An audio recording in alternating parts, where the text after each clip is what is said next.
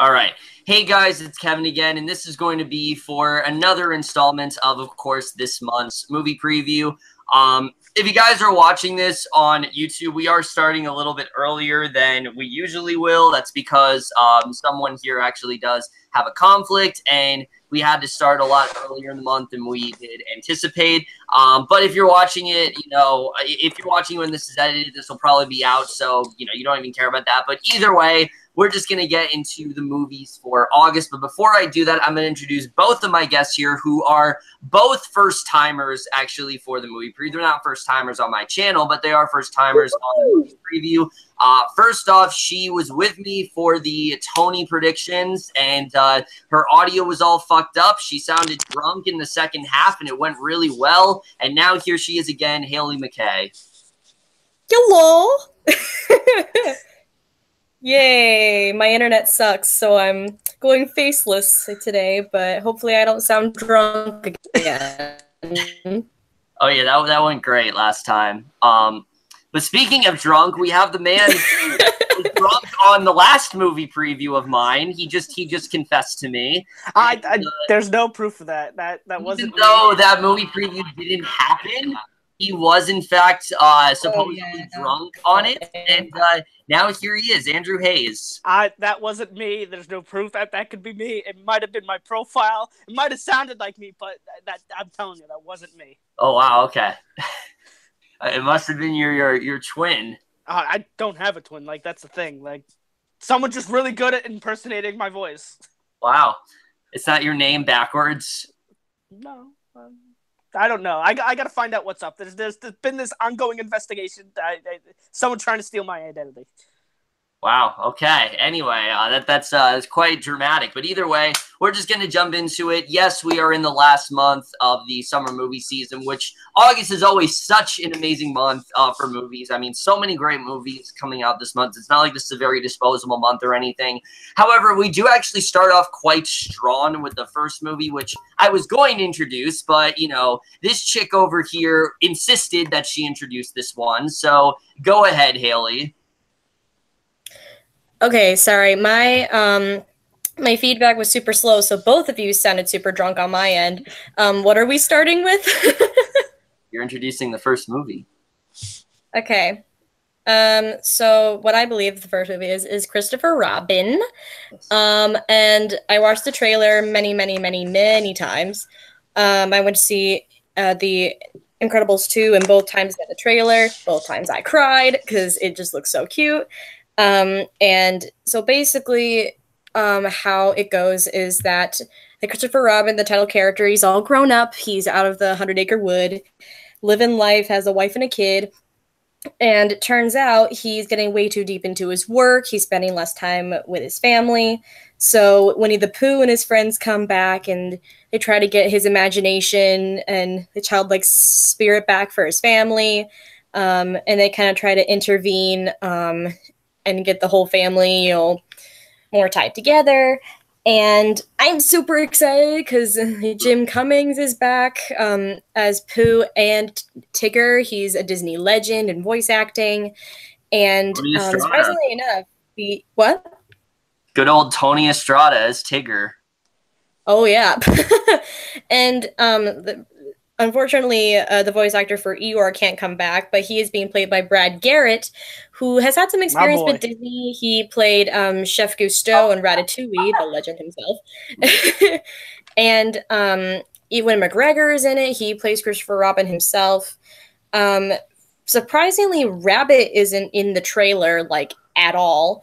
But knowing him in the cartoons and growing up with knowing his character and whatnot, I'm sure he'd be a lot more prominent with the 100-acre wood friends and that kind of stuff. All I need is to have the lump cameo. That's all I need. So yeah, that's my take. Excited. And yeah.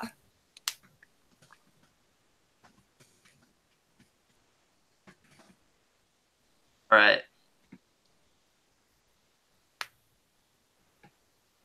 All right. So my take, fuck, why am I frozen? Fuck. You're good on my end. Okay, so my quick take on Christopher Robin. Obviously, I am very excited for this movie. Winnie the Pooh was a movie and book series that I definitely did grow up with a lot as a kid. You know, I used to read the books when I was younger, and I used to love the Book of Pooh show. As creepy as the designs were for that show, I definitely really did enjoy it. This one very much does remind me of that. They're going with a more sort of realistic approach. And sure, I mean, it is a bit jarring to see these characters not in their traditional form. But honestly, I think it makes sense for this one. They're going for a much more realistic, like I said, type approach here because Christopher Robin's like in the real world and he's kind of, you know, lost all sense of imagination and creativity. And I'm looking forward to seeing what really is going to happen here because I think a lot of people are forgetting what this movie really is. Like, this is supposed to be the final Winnie the Pooh film we're ever going to get. And I think, you know, this is definitely a very I think this is definitely the right way to end it for sure because this is really what the entire series has been building up to is that Christopher Robin, he's eventually going to grow up. And is he going to forget Pooh? Is he ever going to be able to go back to the 100-Acre Wood? And this one seems like it's very much going to answer all those questions. Similar to Hailie, I'm very happy to see the original voice cast come back, especially Jim Cummings. I mean, just the fact he's been doing it all this time and he's still doing it to this day, I think is incredibly impressive. And I'm just really excited to see how this film does turn out. It looks so fun. It looks like the definition, just a really sweet, wholesome movie. And I think that's what we really need right now. There really aren't too many movies like that out there. And, you know, I think this just looks really fun overall, but also looks very heartwarming and endearing. And definitely one of the most anticipated for the months for sure. Absolutely hyped for it. But Andrew. No, I definitely agree with both of you guys. This movie is definitely one that in a month that just overall doesn't look good with movies. I'm not too excited for most of them coming out this month. This is definitely one of them. The trailer is absolutely amazing. Yep. I love in the trailer when, you know, Ewan McGregor gets stuck and he goes, have you been eating honey? Like that. That's just like, I think it's freaking adorable. It really shows the sort of tone that we're going to get in this movie. And that's totally something I can get behind. The voice cast is amazing. I mean, we're getting a lot of the original people back. And even Brad Garrett sounds fantastic as Eeyore. Yes, everybody loves Raymond himself. Yeah, like, I mean, he just has that nice deep voice. Yes. For Eeyore. So he's definitely going to work out. And just Ewan McGregor's a great actor and looks like he kills it in this. And this is just a movie that looks just fantastic and something I'm very, very excited for. Oh, and I totally forgot to mention this, but when I went to see Incredibles 2 and the trailer was playing beforehand, there's a part of the trailer, you know, when Eeyore says, if any of you want to clap, you know, now's the time to do it. And Billy does a little clap. We all were like him, like the whole audience was like so into it. It was so I feel like clearly the audience is also really looking forward to it, not just Disney geeks. So that's my opinion. Yeah, especially considering we haven't had a Winnie the Pooh movie since the 2011 one. I think definitely this is a film a lot of people are very much anticipating. But either way, guys, we are looking forward to Christopher Robin. It does come out on August 3rd. Definitely going to be, I think, the big movie of that week for sure. And now we get to a film that comes out on that day that I'm very excited to introduce for sure. It totally doesn't look shitty at all. You know, I get to introduce a lot of movies, and I get to introduce a lot of the shitty ones this month. So that's definitely a lot of fun. But we're just going to get into this one, and that is the film that everybody is absolutely hyped for. That is Mila Kunis's new hit, The Spy Who Dumped Me. All right. Oh, boy. So, Spy Who Dumped Me in general. If you guys haven't seen the least anticipated video I did with, you know, on 22 Tiger Dude's channel, you would know this is a movie that I, unfortunately, am absolutely dreading. Just everything about this movie just looks so obnoxious to me. Look, I really like Mila Kunis. I think she's a very talented actress, but she has been making some of the most questionable choices lately as an actress, and I truly don't know where her head is at because She seems to be doing the most disposable, mean-spirited, annoying comedies whatsoever. And this honestly looks like the worst of the bunch. Most of the trailer is just her and Kate McKinnon, them not being able to drive, her being upset because of what's happening with like Sam Huygen or whatever. And it just looks really annoying. And I know a lot of people aren't liking her right now. Kate McKinnon, you know, I think she can definitely be talented, but she just keeps picking like the worst roles whatsoever. And I just don't really think it's working out well for her. The two of them already don't seem like they have any chemistry whatsoever. I'm really not feeling it at all.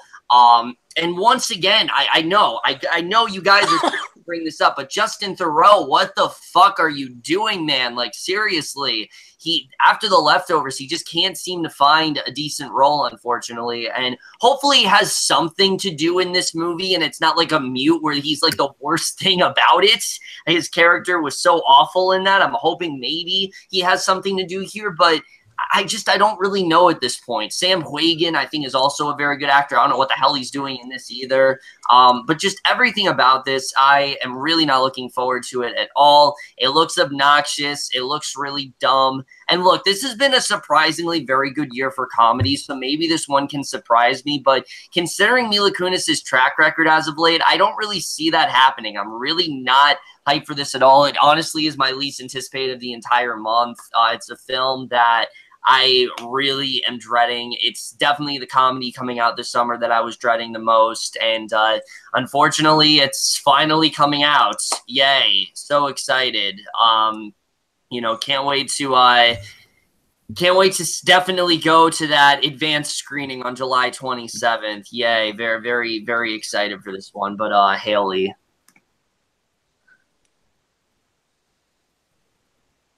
Hello?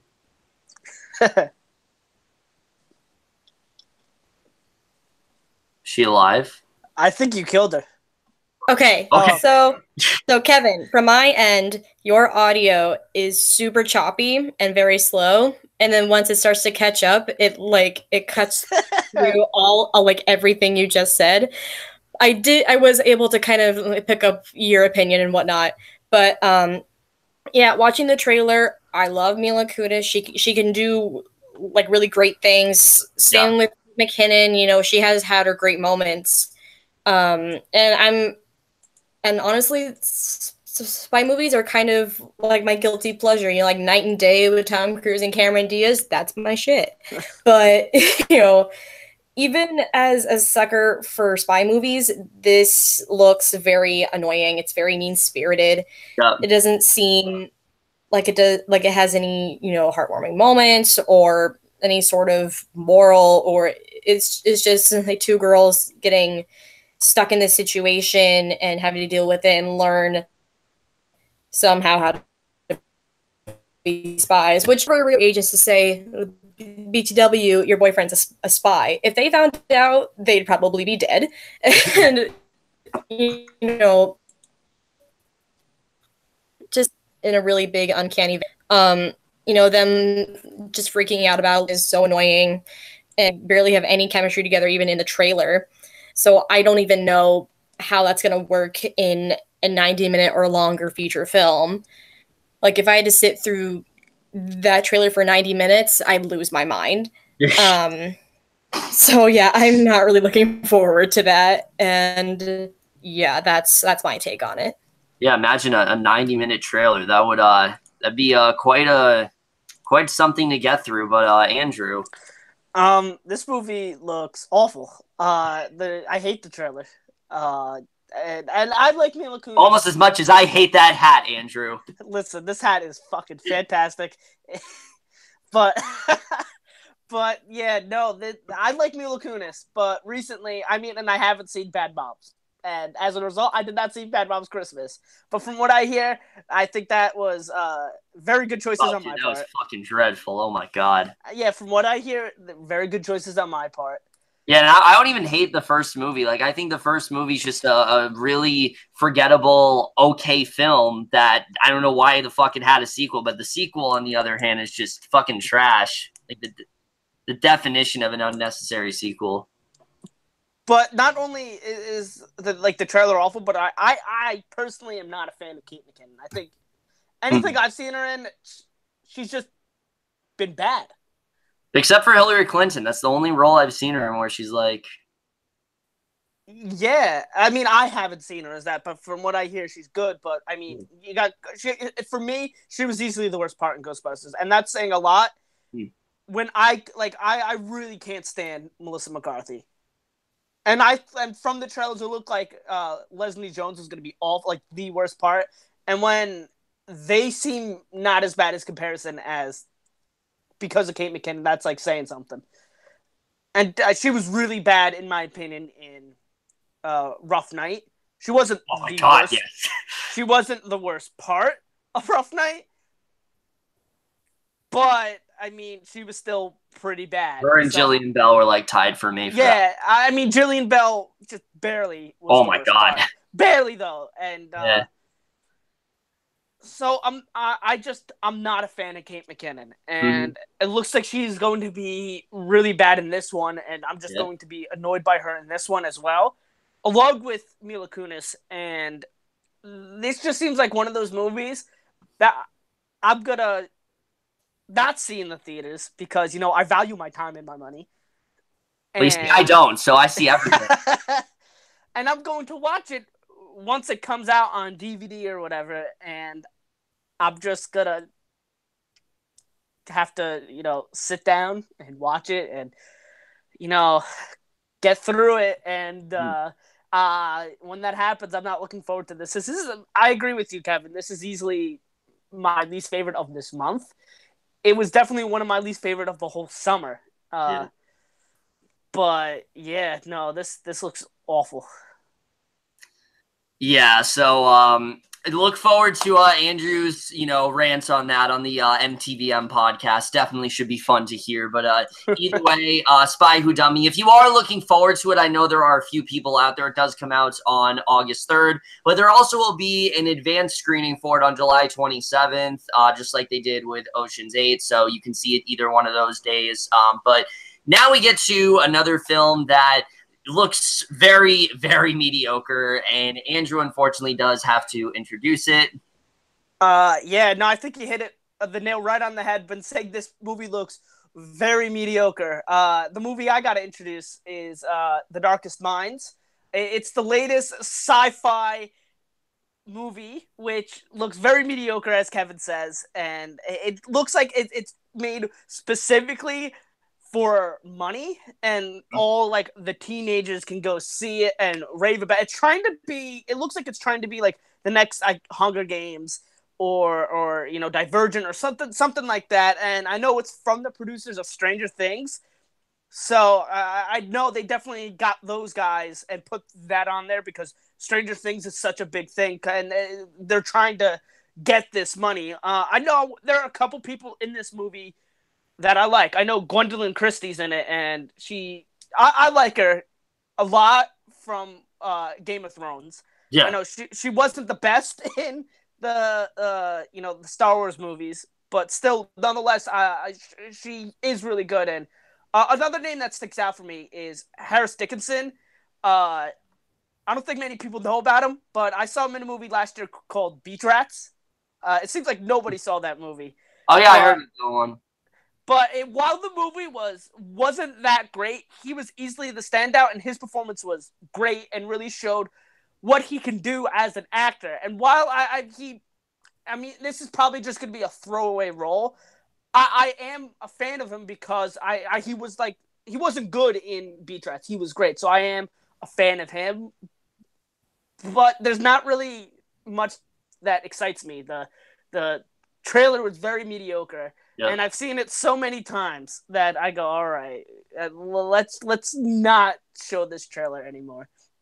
But this looks like just one of those very mediocre, forgettable movies that is made purely for money. Yeah, I would very much have to agree with that. First of all, the weirdest thing about this trailer is when A Wrinkle in Time was coming out, I remember every time I saw like the first shot, I thought it was for the trailer of A Wrinkle in Time because they look exactly the same if you look at that one shot in the very beginning of the trailer. But getting that out of the way, yeah, this looks incredibly mediocre.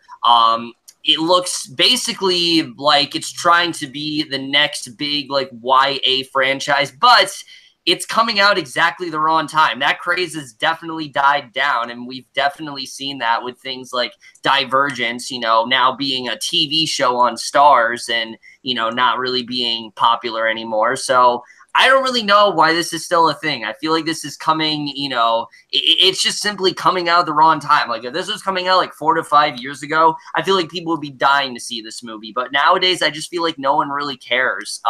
You mentioned Harris Dickinson. I've heard of him from Trust, and I haven't seen that show yet, but I heard he's very good in that.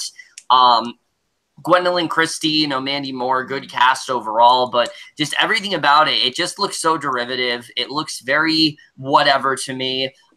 Maybe it'll be good, but I just don't really see anything that different. And I do like the concept that like in the future, like children are basically like illegal because they have these incredible abilities that are far more advanced than everyone else. It doesn't really make a ton of sense, but it's something a little bit different, and I will give them that. But just everything about it just sounds like it's trying to be like the next Hunger Games or something like that, and it just does not really look that intriguing at all. I feel like we've done this 1,000 times before, and let's just stop these YA films. The hype train has definitely died down for these. They're not really popular anymore, and I just don't really see this movie doing well at all. Everything about this movie just sounds like it's going to bomb. I feel like it's not going to get any promotion, and yeah, that's really all I have to say about it. Hailie? Okay, so I'm not gonna lie. When the trailer first came out, I was slightly intrigued because don't judge me. But there's nothing wrong with that. Yeah. So, but then it kept getting advertised and more advertised over the past like 3 months. It's been very heavily like commercialized, both on cable and just even on YouTube with their ads. And I'm on YouTube a lot. Yeah, like the ads I've seen the most are Mamma Mia 2 and this movie. Like, it's a lot. Man. Mamma Mia 2. I don't know what their marketing team is thinking, but yeah, it's really like shoving down your throat advertisement. But it's got that one chick from Everything Everything. I thought she was okay. But yeah, it is kind of a dying trend, the dystopian future with teens, rising teens, that kind of deal. That was really like trailblazed with Hunger Games and Divergent and whatnot. But I see the trailers and I'm like, oh, this is cool. Oh, wait, this probably should have happened like 3 years ago at the latest. And I could see potential in it if it was timed correctly. And I know that movies take years to make and whatnot. But yeah, I mean, it looks okay. I wish I had more faith in it from like 5 months ago when the trailer first came out than I do now. But maybe there's some hope, but probably not. Yeah, so Darkest Minds, I think we can all collectively agree this just looks like a very whatever film. It's a film that looks like I'm going to see it. I'll do like a 13-minute review, and I'll just forget it instantly, but we'll have to see. If you are looking forward to Darkest Minds, it does come out on August 3rd. I know there's a few people out there. I mean, hell, but we do actually have the target audience right here, and she said she was mildly interested at first. So, there definitely is a following. Not us, but either way, now we get to a film that I think looks really good, but Hailie apparently doesn't, and she's going to introduce it. Okay, so Searching. Oh, man. It's another one of those horror movies that's all centered around a computer and phones and screens. It's about a dad who is really attached to his daughter, who is still in high school, very young, until she goes missing. And he's trying to dive really deep into like how she disappeared, who she was friends with, like what happened to her before she disappeared. and he goes a little bit crazy. And when he's talking to these people, he says, "Oh, I know my daughter. She wouldn't do that." But he's slowly starting to realize, like, oh, I really don't know my daughter. What's going on? So it's all a really big mystery, and he's doing all this like internet searching, and along with the sheriff that's on the case, and it's just very, very, very dramatic. And yeah, so apparently this movie like premiered way back in January at the Sundance Film Festival. It got an audience award and it got an award for the producer, but nothing really on the quality.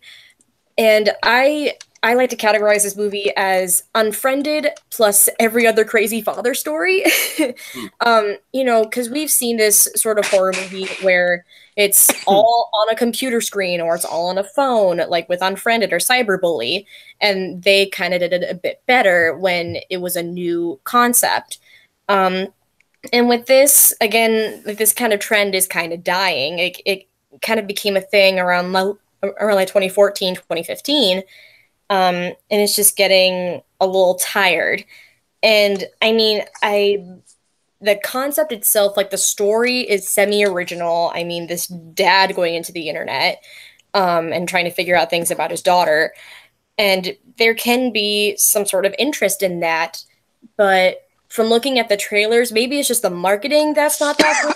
When I watch the trailer, it's very melodramatic and it's showing all of the worst of the dad and whatnot.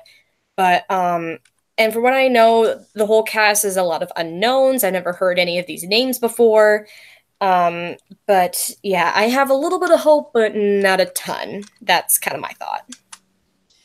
All right, so searching in general, I am on the complete opposite side of the spectrum. I'm actually very excited for this film. I've heard a lot of really great things about it. And you mentioned it's a horror film. It's actually not. It's more of a mystery drama. Like psychological thriller, sort of. Kind of.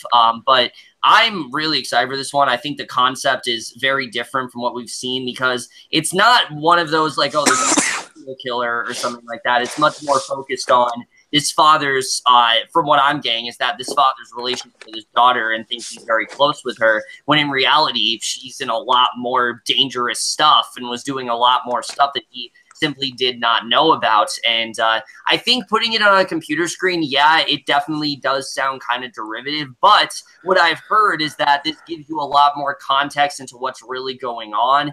And it shows really the history that this character, Margot, really had. John Cho, I mean, he always kills it in everything. I think he's such a fantastic actor, and I think he's definitely going to kill it here for sure. Deborah Messing as well looks really good here. I've heard really great things about this movie.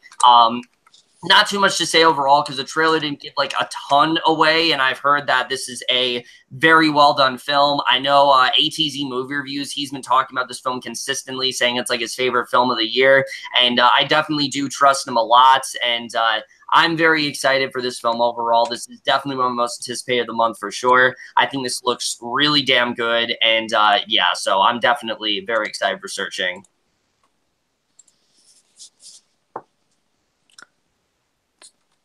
Andrew. What's up? Talk about the movie. Oh, it's my turn. Okay. Yeah. It's your turn. But yeah, no, I definitely agree more on the side of Kevin. Yeah, Hailie. I saw the trailer. Only once I saw the trailer right in front of, I believe it was Upgrade. And it definitely very intrigued me, but I didn't get really excited for it until, like Kevin said, the ATZ show started like raving about it, said it was his favorite of the year, and he's someone I agree. I definitely trust his opinion. So then I saw it has like a 95% on Rotten Tomatoes. Yeah. It's getting all these great reviews, and it's definitely something I'm very excited for now. I mean, when I initially saw it, I was definitely very intrigued by it, but I wasn't too hyped on it. But now, after hearing all these great stuff, I'm definitely very excited for it. Something that I personally can't wait for. Yeah, so Searching in general, if you guys are looking forward to, does come out on August 3rd. Definitely, I think, could be a really big sleeper hit that not a ton of people know about, and then they hear and, they hear about it, and then it turns out to be very successful, but we'll have to see. Now we get to another film that I'm introducing that, again, has gotten a lot of acclaim, and that is The Wife.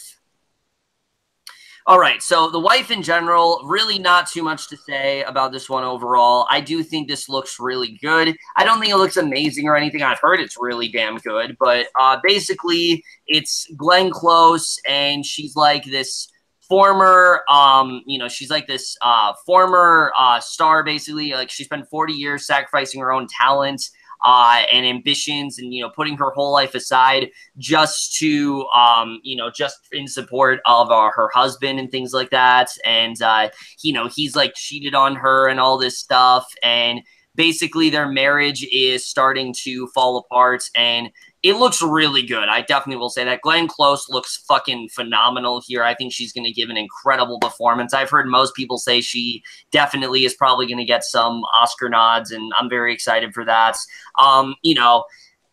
I think the trailer's definitely hiding a little bit much because it didn't really do anything that big for me, but it is a film that I definitely am looking forward to, and I do think looks really good. It's just nothing where I'm like, oh, I gotta see this now. Like, it's not really one of those films. It looks more like, okay, it looks really good. I'm intrigued. I think Glenn Close is really great. I really like Jonathan Pryce. Very good cast overall. Let's just see where they go with it, and that's really all I have to say about this one. But Hailie? Okay, so I watched the trailer hearing nothing about this movie until Kevin told me about it. And, like, Glenn Close is a damn legend, and I love her very much. I do think the story is very intriguing. And, the fact that she's worked all her life for her craft, for her writing, putting her heart and soul into it, and then her husband getting this huge accolade for it without any recognition for her.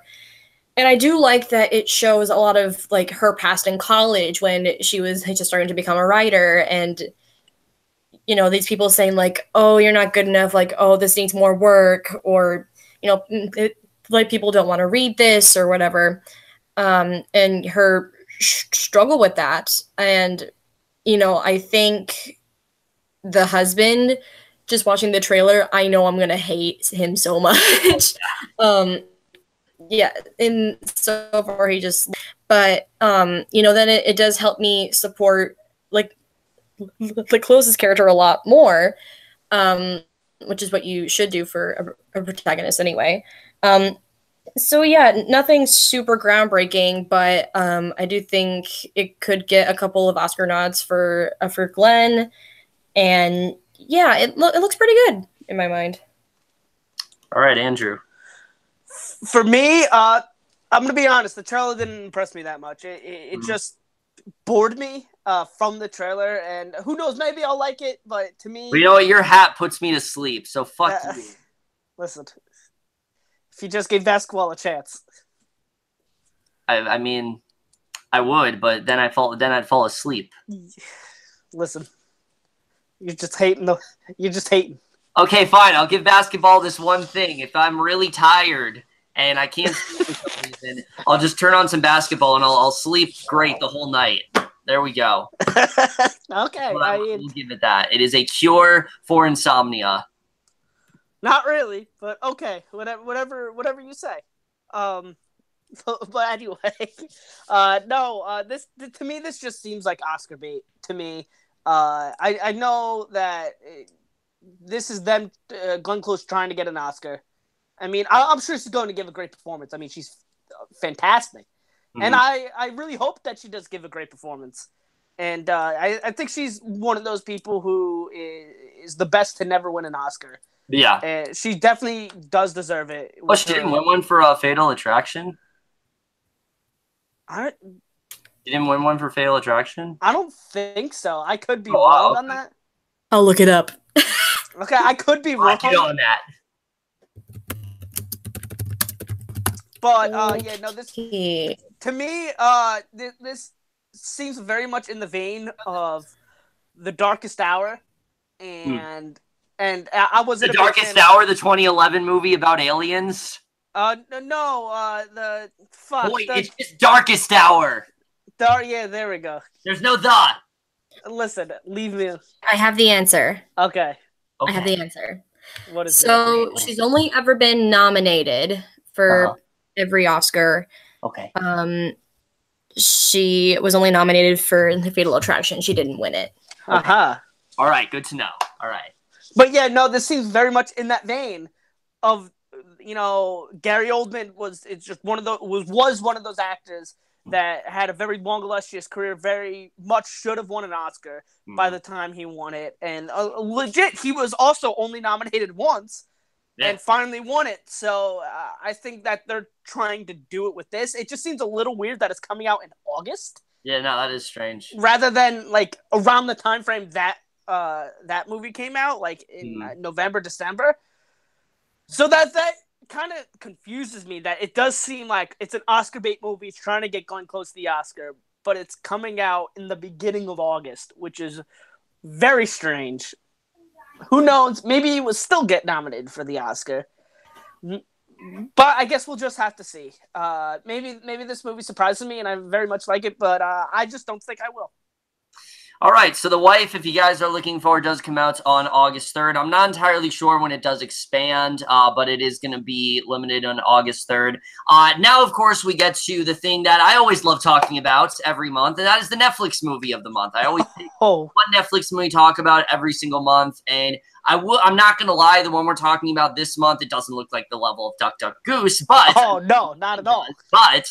it does look like the worst thing Netflix has put out, and not Netflix. Andrew's going to introduce it. All right, and I agree. It doesn't look nearly the level of Duck Duck Goose, but let's be honest, nothing is going to be the level of Duck Duck Goose. Oh yeah. But this movie is like Father. It stars Kelsey Grammer. Well, yes, Kelsey Grammer. Yes, it does actually. I meant to say Kristen Bell, so that's where I confused myself. Well, he's still in it, so you're right. And Kelsey Grammer is in it. Don't let me fool you. Kristen Bell is also in it, and the main lead. Yeah, and also Seth Rogen's in it. I saw the trailer, and I don't know, it just didn't do it for me. See, the thing is, it definitely shows flashes of greatness by the trailer, but also there are some points of the trailer I go, oh, I don't know, this looks like very cliched. It just doesn't look that good. And, you know, Netflix does have a bit of a track record of not putting out the best movies. That's an understatement. Yeah. That's me being, you know, generous. But not as cynical as I am with Netflix. What? And not as cynical as I am with Netflix. Yeah. But I'm sure it won't nearly be as bad as something as The Kissing Booth. Oh, God. Or even The Babysitter, which I thought had good things about it, but just wasn't good. I like The Babysitter. No, that's like the worst thing they've done for me. Oh, my God. Really? I easily. mean, it wasn't, I don't think it was that bad. It still wasn't good, but oh, my God. Wasn't that bad. But I just don't think it's going to be that good of a movie. To me, it does look very cliched and just something that we've seen before. And I don't know. I'm going to be quite honest. I don't know if I'm going to watch it because, you know, like I said before, I value my, you know, precious time.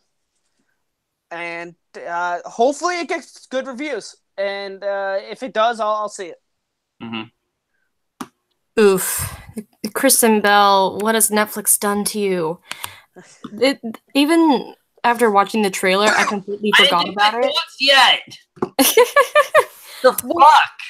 Like, what the fuck, Kevin? Even watching the trailer, I completely forgot that we were talking about this movie until it came up in conversation just now. I feel like that's just how forgettable the premise is.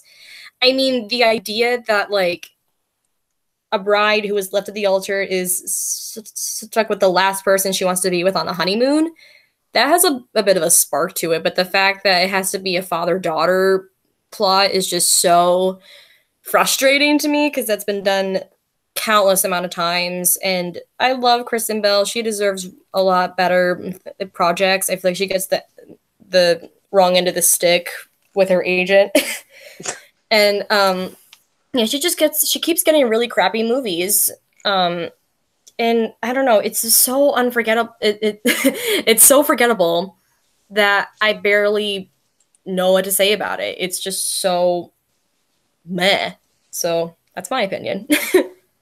All right, so before Hailie rudely interrupted me, I was gonna get into my thoughts here, but I thought it was my turn. no, I know it goes Andrew, me, then you. So yeah. Okay. Anyways, I say this every single month. You know, I've just become so whatever with Netflix films. They put out way too many movies, and I watch them, and most of them I don't even end up fucking reviewing because they're disposable as fuck. This one, like I said, it doesn't look like one of the worst, but it also doesn't look like one of the best either. The thing I find very odd about this movie is that they advertised this as a Kristen Bell and Seth Rogen comedy. Like, they were going to be the two main stars in the film, and Seth Rogen is in it, but it's much more a Kristen Bell and Kelsey Grammer movie with Seth Rogen in a supporting role, and I don't really know why they advertise it as that. It's very strange overall. The comedy was very 50-50 for me. Kristen Bell, I really do love. I think she's a really great actress, absolutely killing it on like The Good Place and things like that. But in terms of movie roles, she really has not been doing that great for herself. Just in general, I don't really have anything I hate about this trailer, but I don't have anything I'm really that excited for either. It's more of just a film that I'll probably watch on Netflix. I think is one of the more harmless efforts that they've put out, and that's really it. I wish this movie would deliver a lot more. I remember, you know, a few of my friends, you know, and we were kind of hyping this one up because, oh, it's Seth Rogen and Kristen Bell. Those two haven't really worked together, but seems like he's not in the movie as much. So we'll have to see August 3rd. I don't really know. If you guys are looking forward, it does come out on Netflix on August 3rd. Like we said, it's definitely not going to be on the level of Duck, Duck, Goose, which, by the way, looks like the greatest movie of all time. 2 days. Yes, definitely. So, yeah. Maybe they spent the whole budget on the cruise ship and then just said, all right, let's figure out the rest when we get there. Honestly, yeah, maybe. Maybe they just were so focused on, you know what, this is a really nice ship and we really want to go on it. Let's just pull in Adam Sandler and we'll make a movie so we can be on this cruise ship. Maybe that's what happened. Yeah, that's really all we have to say. Now we get to those are really all the movies coming out on August 3rd. You know, Christopher Robin, Spy Who Dumped Me, Darkest Minds, Searching, The Wife, all that good stuff. Now we get to August 10th, which has, for me, what looks like one of the biggest guilty pleasures of this entire summer, and Hailie's going to introduce it. Okay. Of course, I get the worst movie to work out. Wait, are we doing the Meg or because my order is different? Yes, that's the one. Okay, thank you. my list is out of order. Spoiled it already. My list is out of order. Anyway, so basically this movie is, oh my god, sorry, my phone was ringing. I heard Frozen for a second. Yeah. So basically this movie is about this like big underwater submarine, and they come across this big ass shark thing that supposedly had been extinct for like 2 million years. And the shark's like, huh, psych, nope, I'm still alive. So they kind of, I'm so uninterested with this movie. I'm just trying to make this as entertaining as I can. And I feel like it's trying to be the next Jaws, but doesn't have the budget or the creativity to do so. However, the only interesting thing I found from this trailer was the fact that they played Beyond the Sea from Finding Nemo, which I just started bursting out laughing when they started playing it. I was like, oh my gosh, this is perfect. But other than that, I found no other interest in this. It's just another meh monster movie for me. I don't know much of the cast. I don't know everything about the story. It's very much a meh monster Jaws movie, but with less creativity. And yeah, that's my butchering. All right, so the Meg in general, this is a film that I have been endlessly awaiting. Definitely, it's a film that I have been so excited for. But no, in all seriousness, you know, my friends and I, we watched this trailer. Actually, I have a good buddy of mine, Jackson Fulcher. He told me to watch this trailer, and we've been making fun of Jason Statham, saying it's a megalodon ever since it came out. Just everything about this, yeah, it looks really stupid. I mean, the fact that the shark is like a vengeance and like it's not dead and it's going after them, yeah, it looks really dumb. But it's one of those movies that is very aware that it's dumb. I mean, hell, there's a line where Rainn Wilson literally asks if they've ever seen Shark Week. Like, what the hell do you think this is? This is just a really stupid movie. I think it's going to be a lot of fun. I think hopefully it's going to be like a Rampage where it doesn't take itself too seriously. I think if it's like that, I think it can be just a really stupid, fun film. And that's really all I want it to be. I'm not looking for the next Jaws or anything. I'm looking for just a really stupid shark movie. And I hope that's exactly what it is. Jason Statham, you know, he's a very likable actor, and I think he's really going to do a good job here. But yeah, I mean, again, doesn't look anything amazing. It looks really dumb, but oh my God, I can't wait for it. So yeah, that's really all I have to say about it. The only stupid shark movie that you're allowed to like is Sharknado. I mean, I haven't seen those, so you're saving yourself a lot of trouble. I mean, I'm gonna watch all of them because the last one comes out the day after my birthday. And I promised that's the best present ever. I promised all the guys we're gonna watch them. We're gonna watch it together. So I gotta watch like all 5 of them. Oh man, good luck. But anyway, Andrew. Man, I'm getting really tired of the shark movies that come out every year. It seems like that are trying to be the next Jaws, but aren't ever gonna be Jaws because Jaws is just that good. You know, what is it? 2 years ago, we had The Shallows with with what's her face? Blake Lively. Yeah, Blake Lively. Because see, I like never 30 Below or whatever that was called. It's 47 meters down. Oh yes, it all is fucking dream in the end. Spoiler alert. Really? That's the twist, apparently. Oh, because I've never seen it. I've never seen it. Apparently, is like a dream sequence. But yeah, like it seems like they're trying so hard to make the next Jaws, but we're never gonna get the next Jaws. Mm-hmm. And this seems no different. I mean, with Rampage, I was sort of excited because it did look like dumb fun. This doesn't even to me look like dumb fun. It just looks stupid. Oh, come on. You don't love it when he looks at the shark and goes, "It's a megalodon." No. I you mean, love that? No, it just annoys me. Your hat annoys me, but I try to be as nice Beyond the sea. Yeah, your face annoys me. Waiting for me.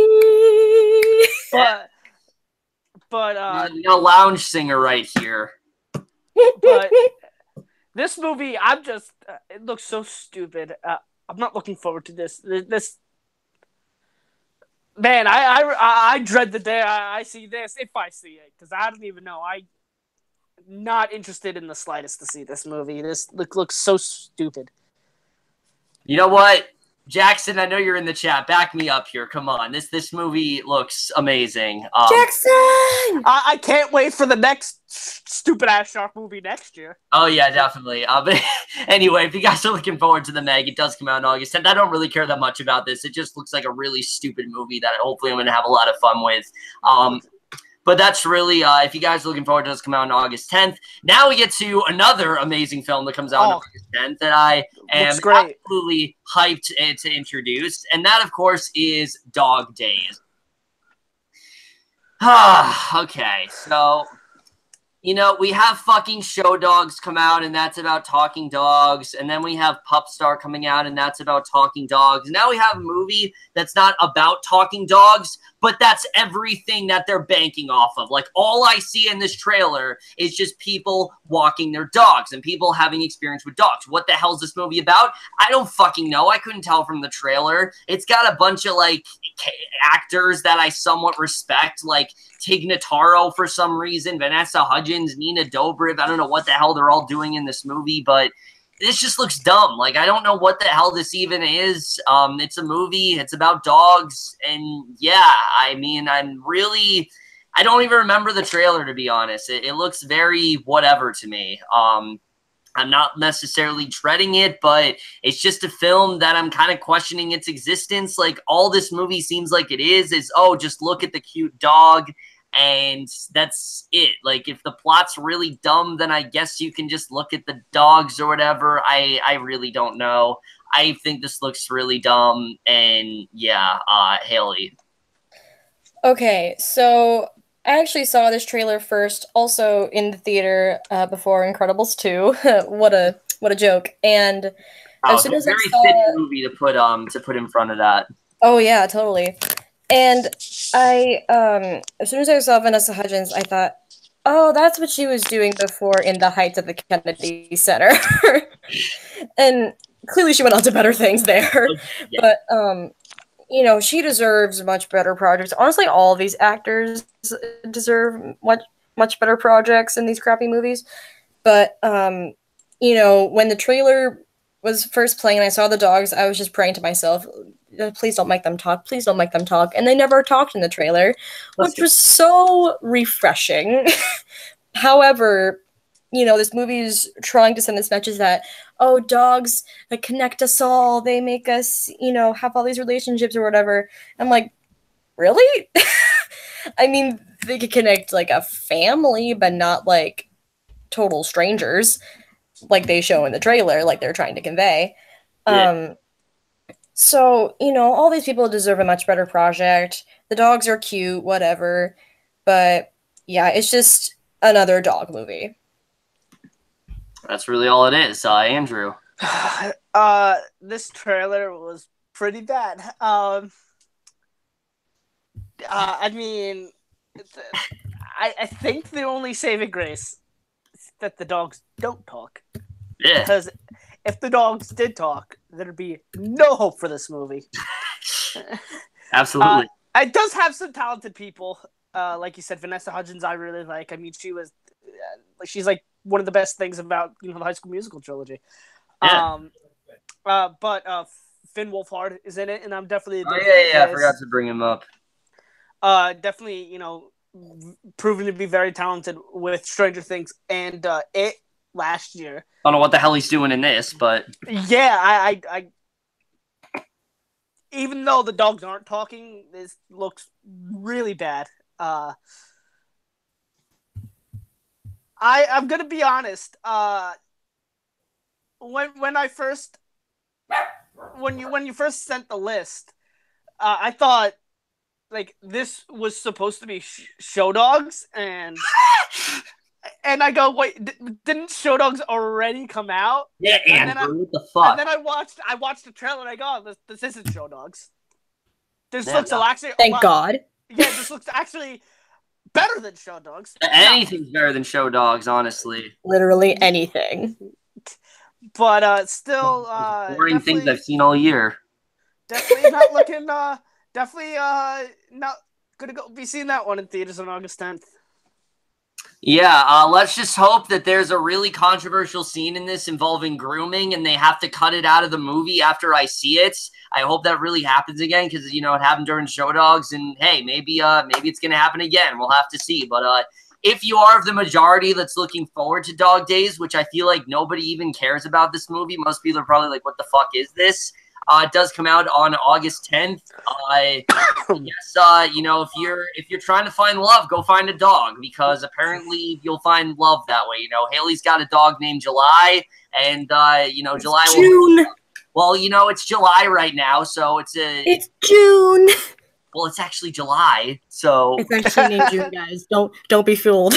Well, June will hook you up, okay? June will hook you up if you need. She's a corgi, of course she will. Yeah. You will find love through this dog. I don't fucking know. But now we get to the film that looks. Oh my god. We're all very excited to. We said Duck Duck Goose. Nothing could top it. This film, honestly, might be the one to top it, and Andrew's going to introduce it. I mean, this isn't going to top Duck Duck Goose, I can assure that, but I can guarantee you'll come damn close because this movie is going to be so fantastic, and that movie is none other than Animal Crackers. Woo! Animal Crackers in my soup. Nuts, Manjo Peas. But, I mean, you got a stacked, I mean, and when I say stacked, I mean stacked cast. John Krasinski and Emily Blunt. If you thought they were having a good year already with A Quiet Place, oh man, that year's about to get better. You got my boy Sir Ian McKellen. Legendary actor, and not sleepwalking through this at all. No, and let's not forget the trash man himself, Danny DeVito. I mean, Danny DeVito also. Who's from New Jersey? Yeah, from New Jersey. A lot of legends are from New Jersey, including myself. But don't forget Raven Simone. I'm getting to Raven Simone. Oh yeah, she's Raven Simone. Oh man, gonna be fantastic in this movie. But also in this movie is my boy Sylvester Stallone. I mean, who's been having a career resurgence as of late with Creed, and I don't even know what else he's been in since that. But honestly, nothing. That's nothing compared to this. He's gonna get that Oscar for this movie. Animal Crackers is a part of that career resurgence. I mean, he's also got Creed 2 coming out this year, but I mean, Animal Crackers is going to be. I think everybody remembers him for Rocky. Yes. I think this is going to be the movie he will remember him by. Honestly, yeah. It's going to be so iconic. It's going to be more iconic than Rocky. Yes. I think, mark my words, we're in the Oscars this year, we're going to have the first time ever 2 animated movies nominated for Best Picture, and it's going to be Duck Duck Goose and Animal Crackers. Yes. Animal Crackers won't win because Duck Duck Goose I already know is more amazing. I haven't seen it. Yeah. Duck Duck Goose, it's a shoo-in for a win. Oh, definitely, yeah. But, I mean, this trailer, I saw it, and I spent, so much time watching it because of how amazing the trailer was. Totally wasn't, dumb at all. Totally wasn't, cringy. Totally didn't seem like it was really stupid. And, the animation, top notch. Oh, it's so on point. Totally not ugly looking. Totally not, so pleasing to the eye. It is. I mean, and this is just what we need, a movie about Animal Crackers. Why can't we get more movies about, snacks? Where's the Oreos movie? Or, the Cheetos! The Cheetos. Where's the Fruit Loops movie? I want to have an origin story about the Lucky Charms guy. The Rice Krispies. I know this movie has to be coming down the pipeline, and I can't wait for it. I mean, we need a Ring Pops movie. Yes, we do. All right. So, Animal Crackers, in general, I am absolutely hyped for this film. It's not like it's gotten shifted so many times, and now it's finally fucking coming out. I mean, I think it's coming out this month. Who even knows anymore? But I mean, what else could you want in a movie? It's animals and they're crackers and they come to life in a circus. What else do you really want here? And then John Krasinski and Emily Blunt following their amazing performances in A Quiet Place. They might be snubbed for that, but they'll definitely get nominated for that here. You got Lemony Snicket himself, Patrick Warburton. And like you said, Sylvester Stallone is finally going to get that Oscar here. The animation is absolutely stellar. It looks amazing. Totally doesn't look shitty at all. I am absolutely elated for this film. I think this looks like the best animated film right next to Duck Duck Goose. Duck Duck Goose is going to be a lot more superior either way, which, again, guys, Duck Duck Goose, July 20th this week. check it out. It's going to be amazing. This movie doesn't look as amazing, but it definitely could be on the level of Duck Duck Goose. We'll have to see. And yeah, absolutely hyped for Animal Crackers, even if it doesn't come out this month. But Hailie. I had to emotionally recover myself from getting so excited from this amazing trailer. Literally, I watch like the first frame and it's them in a car and I'm like, oh, look how beautiful the movement of this animation is. Yes. And literally when the clown guy played by Danny DeVito comes on screen and I hear his voice, I think to myself, this is just like Danny DeVito and Big Fish. True. And then all of a sudden the cast list comes up. It shows Danny DeVito. Who called it? Anyway, but yeah, I mean, star-studded, man. Raven Simone finally gonna get an Oscar nod after, you know, living life on The View and Raven's Home on the Disney Channel. Sister actually did that as well. Yeah, and oh man, just wow. I mean, John Krasinski eats an animal cracker, suddenly becomes that animal. What could possibly go wrong? Who needs The Greatest Showman when you can have this circus movie? You know, you don't need the P.T. Barnum, Hugh Jackman. You can have the John Krasinski as a bunch of different animals. Yeah, maybe they'll burst out into song, you know, so you kind of double dip in that way. I know Emily Blunt can sing. I mean, she can, yeah. Can John Krasinski sing, though? Who knows? That'd be the total package. Can you imagine that if he could sing? No, honestly, yes. He has gone on record to saying he cannot sing. That's God great. Dang it. Well, maybe he'll be a Pierce Brosnan and he'll be amazing. So when you're gone. When you're gone. Yes. So yeah, Animal Crackers looks amazing. Can't wait for it. Coming out on August 10th. Probably not going to come out, but very excited for it. So, all right. Now I'm really pissed because I really wanted to introduce this movie, but Andrew was insistent on introducing Animal Crackers, and Hailie was insistent on introducing Christopher Robin. So it fucked the schedule up, and I can't introduce this now. But Hailie is introducing this, and hopefully she's excited for this one because I'm going to be really pissed if she's introducing it and not excited, and I could have introduced it. But go ahead. Oh boy, do I have an intro for you. Okay. So, first of all, I don't know how I should pronounce this title. Black Klansman or Black Klansman. First of all, oh my god, Jordan Peele, my boy.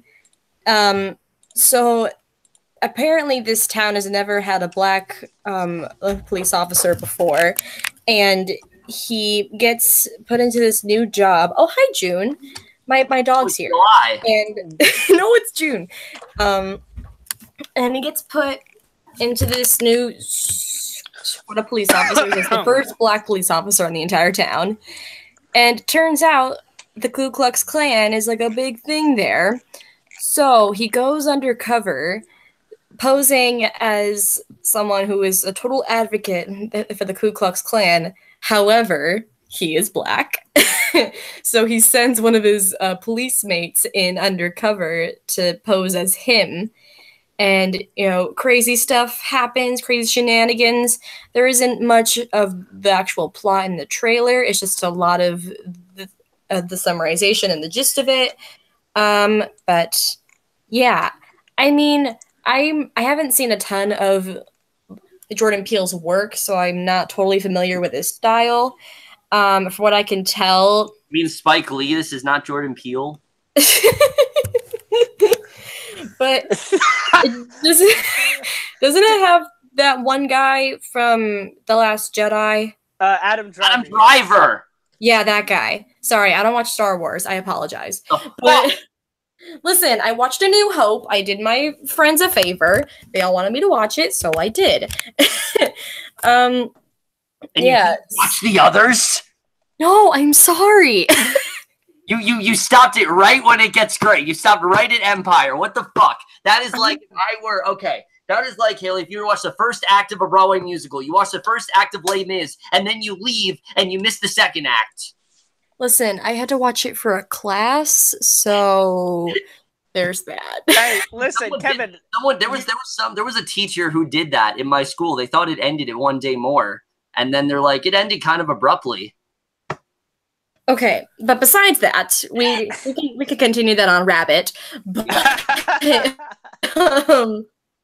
yeah, so I don't have a ton of thoughts on it because I don't know a ton about it besides the trailer and just the concept. So I'll hand it to Andrew. So actually, you're handing it to me. I'm next. But no, that's not the order. Yes, it is. It's me and it's me. It's you, me, Andrew. What the fuck, Kevin? You'll get to talk about it. Calm down.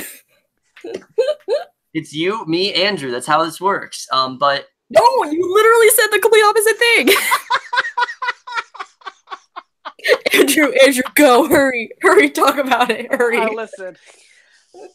Hurry. I need to compose myself. All right. Me too. I don't even remember. Okay, we're talking about Black Klansman. I'm sorry. I listen. Oh my god, your angle is terrible. All we see is like your bottom lip. Listen, I'm gonna do it like this from now on. Right? I'm very uncomfortable. Yeah, we're gonna get really close to the camera like this. Okay. I need to compose myself. The Black Klansman. I'm gonna be honest. I've never seen a Spike Lee film, never. The fuck? Listen, I haven't. But this might be the first one that I see because this looks great. The trailer really, really impressed me, and just the premise impresses me. Just what it's about, it seems very good, and from what I hear, Spike Lee is very good at what he does. I know a lot of people who have recommended a lot of his movies to me, and it's definitely that time that I go check it out, and I think no better movie to start than with this one. All right, so let me just get into it. This is easily my most anticipated film of the entire month.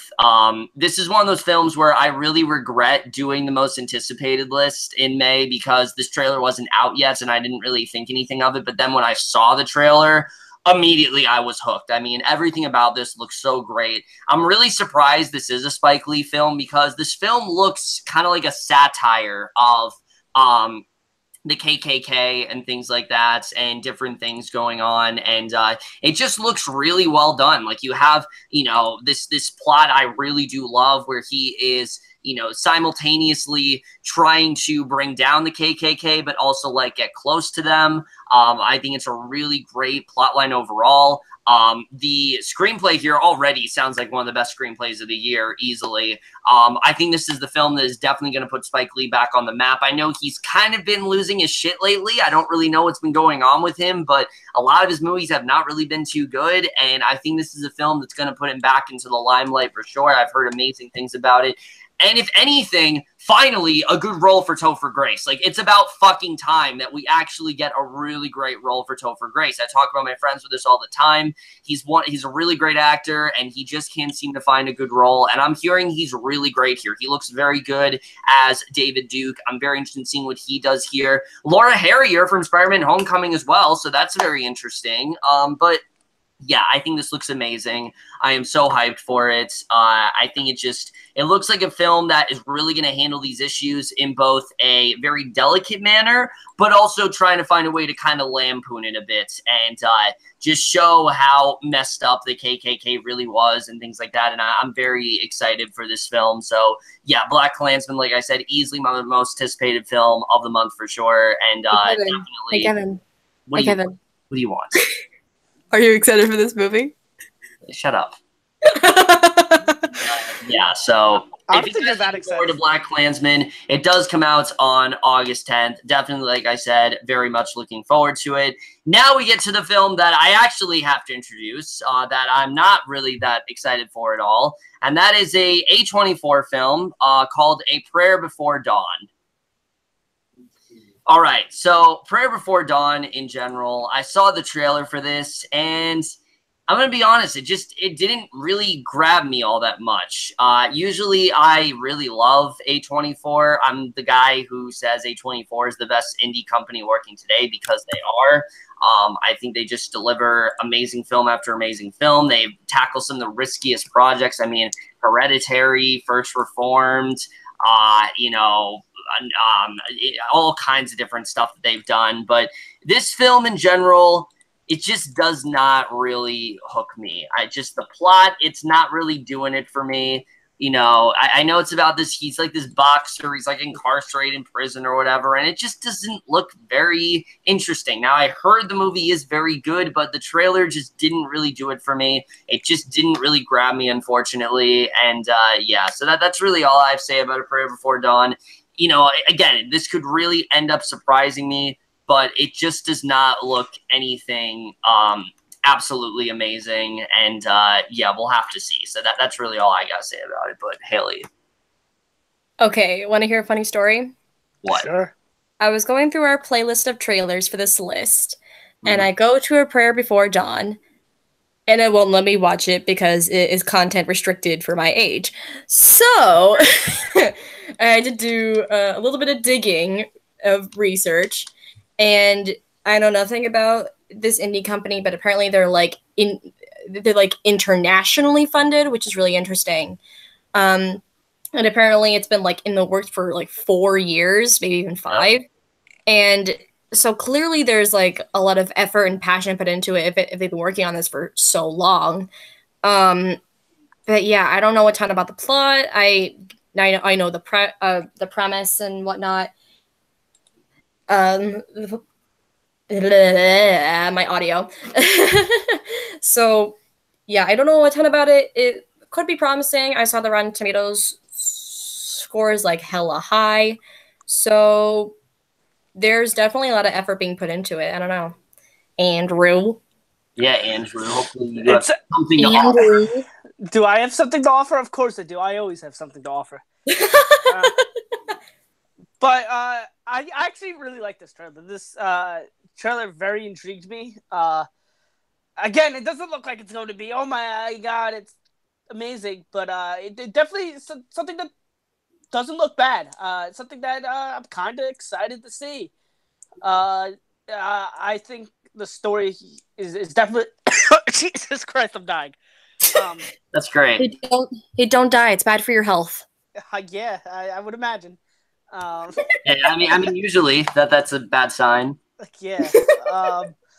But anyway, the story definitely looks interesting, and I'm just not super excited for it, but I'm definitely not dreading it. It looks good. Yeah, so Prayer Before Dawn, like I said, I don't think this looks awful or anything, just something about the trailer. Maybe it just wasn't the right... I haven't seen this trailer in a while, mind you, so maybe if I rewatch it, I'd like it more, but it does come out August 10th. We are looking forward to it. And now those are really all the films coming on August 10th. Animal Crackers looks like the best of the bunch, without a doubt. Forget what I said about Black Klansman. True masterpiece. Amazing. Animal Crackers in my suit. All right, anyway. Now we get to a film that isn't actually on a Friday. It comes out on a Wednesday for some reason. Whoa! My birthday week, this movie comes out, and Andrew's gonna introduce this amazing film that totally doesn't look shitty at all. That movie is Crazy Rich Asians. Crazy Rich Asians. This is definitely one of the worst trailers I've seen out of these. Definitely up there. I would put it right up there with, Dog Days. And Spy Who Dumped Me. The Spy Who Dumped Me. I'm not excited for this one at all.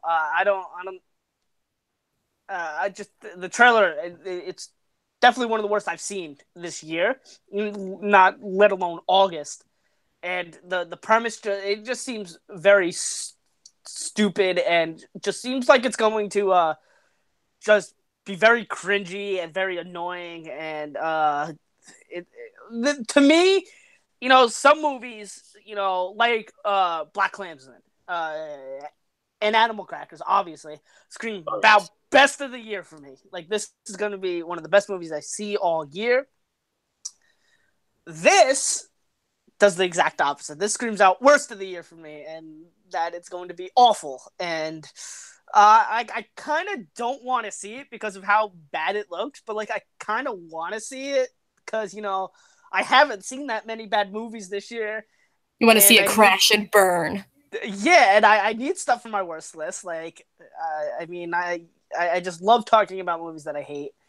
Yeah. I guess that'll be my only reason for seeing this.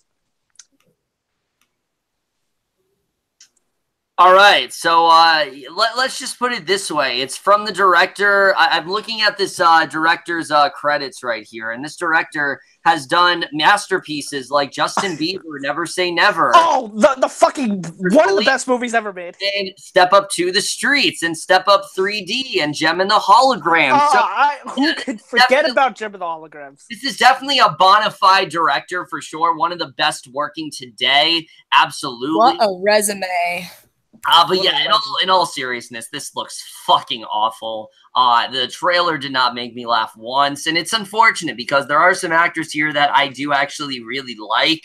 I do like Michelle Yeoh a lot, Awkwafina, Ken Jeong, Gemma Chan. I mean, this is a good cast overall. It just looks like the movie in general just looks incredibly mean-spirited. I'm surprised this is actually coming out because I feel like for a lot of like people who are of Asian descent, this is probably not going to fare well for them because it portrays like rich people, like uppity rich Asian people in a very sort of disingenuous way. And I'm surprised it's actually coming out, but I mean, I don't really know. It's just the trailer did not make me laugh once. I think this looks incredibly mean-spirited. Again, this is a good year for comedies, and this looks like one of the worst ones for sure. Easily one of my least anticipated of this entire month. And yeah, just it's not only did the trailer not do anything for me, I think it looks like shit. I don't know why this is coming out on a fucking Wednesday, but whatever. Hailie. So this movie feels like one of those things where a genie were to come up to me and said, "You have one wish. What do you want?" I'd say, "Oh, I'd like more Asian representation in Hollywood. Like, they deserve the better projects and better roles." And then this comes up. Be careful what you wish for. Because, yeah, oh man. I mean, just really, the title alone makes me cringe. Yeah. The poster alone makes me cringe.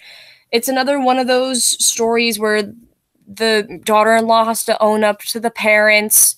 I hate those storylines. They're so overdone. It's been done in chick flicks for years.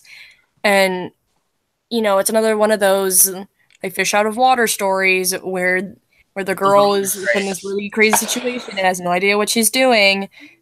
Fucking Hannah Montana did an episode on that, so yeah. So Hannah Montana's, timeless. It is. Yeah, thank you. Hannah Montana definitely not dated at all. It's my show, bro. Come on. Anyway, but this is we're not even comparing to Hannah Montana right now. Okay, Hannah Montana's gold. This is, oh my god, I don't even know what to say. I just can't. I can't do it. Yeah, so Crazy Rich Asians, if you guys are looking forward to it, I guess it comes out on August 15th. Go see it, whatever. It's a movie. But now we get to a film that you guys are going to get on my ass about because everyone's like, oh, this movie looks amazing. And I don't really think it does. And Hailie's going to introduce it. Okay. Mile 22. So, I watched the trailer about halfway through. I can barely finish it. Wow. Oh my gosh. I literally wrote on my notes. I have like a headline for each movie. My headline for this movie is in all caps. I have no idea what the heck is going on. And yeah, so I literally had to look up the movie's summarization to see what it's about because all I see in the trailer is weapons upon fights, upon chases, upon all this action, but no story, which is a lot of action movies, unfortunately. You know, it's a lot of really crappy action movies with barely any story, and if there is any, it's so hit by number simple that it's unbelievably boring and just like eye candy for action. And you know, Wahlberg is in it, my boy Wahlberg, and you know, it just looks so unbelievably generic. I don't know why anybody would think this is like unbelievably amazing or groundbreaking. It's just so unbelievably generic for me. All right, Andrew. Yeah. This movie looks bland. Bland as fuck. And I feel like I should be really excited for this movie because it has Peter Berg and Mark Wahlberg. And just look at their track record together alone. It's perfect. You know, Lone Survivor, great movie. Deepwater Horizon, great movie. Patriots Day, great movie. Definitely one of the most underappreciated movies, in my opinion, of the decade, I would say, is Patriots Day.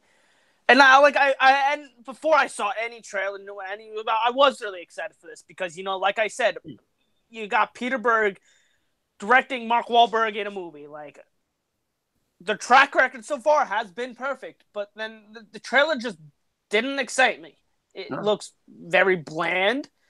It looks like it has no substance to it, and again, I don't know what the premise is about, but I'm going based off what I saw in the trailer. And I've seen the trailer a few times now, and it just doesn't look good, and that really disappoints me because I really like Peter Berg, and I really like Mark Wahlberg in a Peter Berg movie. Mm-hmm. Yeah, so for me, once again, just like you guys, I was really interested in this one. I mean, it's Peter Berg, Mark Wahlberg. That's always been a recipe for success. And I watched the trailer, and yeah, it just looks very, very generic. It looks like every single action film that we get. And I think the biggest thing that is divorcing this from the other films that Mark Wahlberg has done is that those films were based on true stories, and this one isn't. This is a completely original idea, and it just looks so generic. Like, out of everything that Peter Berg and Mark Wahlberg could do, this is what you come up with. It looks so whatever to me. I really don't have much to say about this one. Similar to you guys, I don't know what the hell's going on in the trailer. Just a bunch of action scene nonsense. And yeah, I'm just not really that excited for this one, unfortunately. I really do like Mark Wahlberg, but I don't know. I mean, maybe the train's finally coming to a stop. I don't know. We'll have to see. I don't think this one's going to be nearly as good as the other three you mentioned. I've only seen Deepwater Horizon, granted, but I need to watch the other two. I definitely will watch them before this one comes out for sure. But just in general, really not grabbing me at all. It comes out the day before my birthday, so yippee. And yeah, so... What an amazing birthday present. Good for you, Kevin. Oh, yeah. Just like the next movie we're going to talk about, which is even more of a great birthday present for me. But if you guys are looking forward to Mile 22, does come out on August 17th. And yeah, once again, I got another movie that I'm absolutely hyped for on August 17th that I'm going to introduce. And that is the film that everyone is so excited for. And that is the Disney, the 90s Disney. Oh, wait, no. It's not a Disney film. That is Alpha. Is it really not Disney? I thought it was Disney this whole time. Like, seriously. Right? All right. You'll understand a little bit. So, okay. Yeah. Like I said, everything about this fucking trailer. First trailer came out. I watched it. I'm like, this looks like a really generic film. It reminds me of like fucking Pompeii or something. It's, you know, one of those like survival thrillers, and that's really all it is. And I was like, all right, you know, it's coming out in March, and I thought I'd just get it out of the way. It was coming out when like Death Wish and things like that were supposed to come out, and then it gets pushed all the way back to fucking August, and I was like, all right, this is gonna be fucking awful. And then the new trailer comes out, and it starts off with this weird like narration where it sounds like a live action Disney movie from like the 90s or like Milo and Otis or something. And I'm like, what the hell is this? You got like pop music. You got like Ed Sheeran playing in the background. I don't know what the hell this movie even is. This just looks awful, honestly. Everything about it looks terrible. Cody Smith-McPhee, I really like him as an actor, but I don't know what the hell he's doing in this. The bond between him and the wolf just looks so forced, and it just looks like a film that, again, doesn't really have much of an audience these days. This looks like a movie that would come out in like the 90s, and it'd be like a cult classic, and everyone would be talking things like that. But just in general, this looks so generic. I have no interest in this whatsoever. Easily one of my least anticipated of the entire month. It just looks like there's zero effort being put into this. The effects look awful. Yeah, I'm absolutely dreading this one.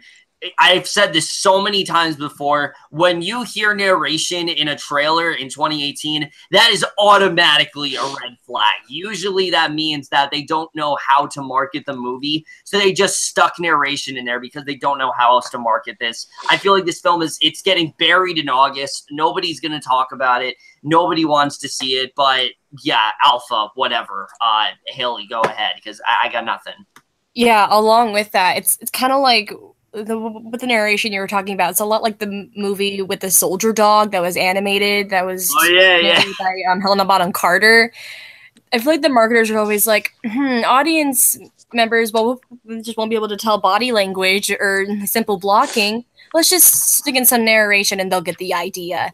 And this movie feels like The Good Dinosaur mixed with Baltimore. Yeah, The Good Dinosaur. It's like a perfect. Honestly, it really does remind me of The Good Dinosaur. Thank you. And how like, yeah, I mean, like it is.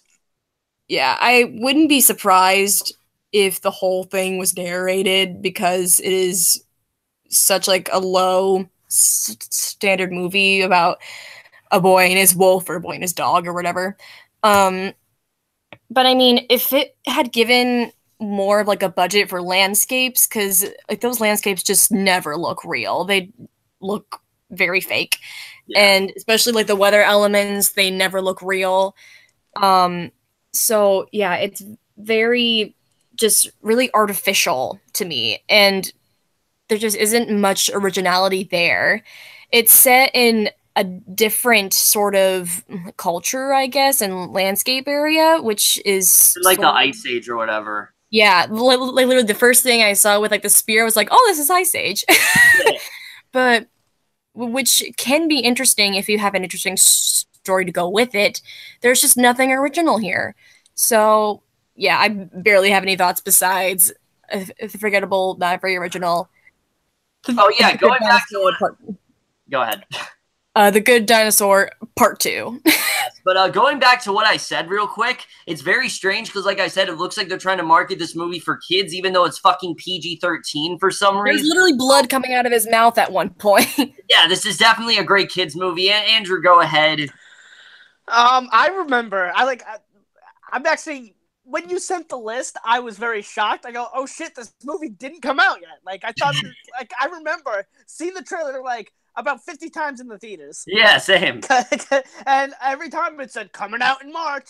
So, it's now July. I thought the movie would have been out by now. Yeah, no. And so you said, I go, the fuck, it's not out yet? So I had to get to the bottom of this. Like, I just had to. You had to, Andrew. You had to. Yeah. It's been pushed back like 4 times. That's always a good sign. The first time it was originally supposed to come out was like September of last year. Then like great. December of last year. Then it got pushed back to March. Now it's getting pushed back to August. I mean, I wouldn't be surprised if it gets pushed back again. That's how many times it's been pushed back. It probably will, honestly. Honestly, regardless of it being pushed back so many times, I still wasn't excited for this because it just looks so generic. Yeah.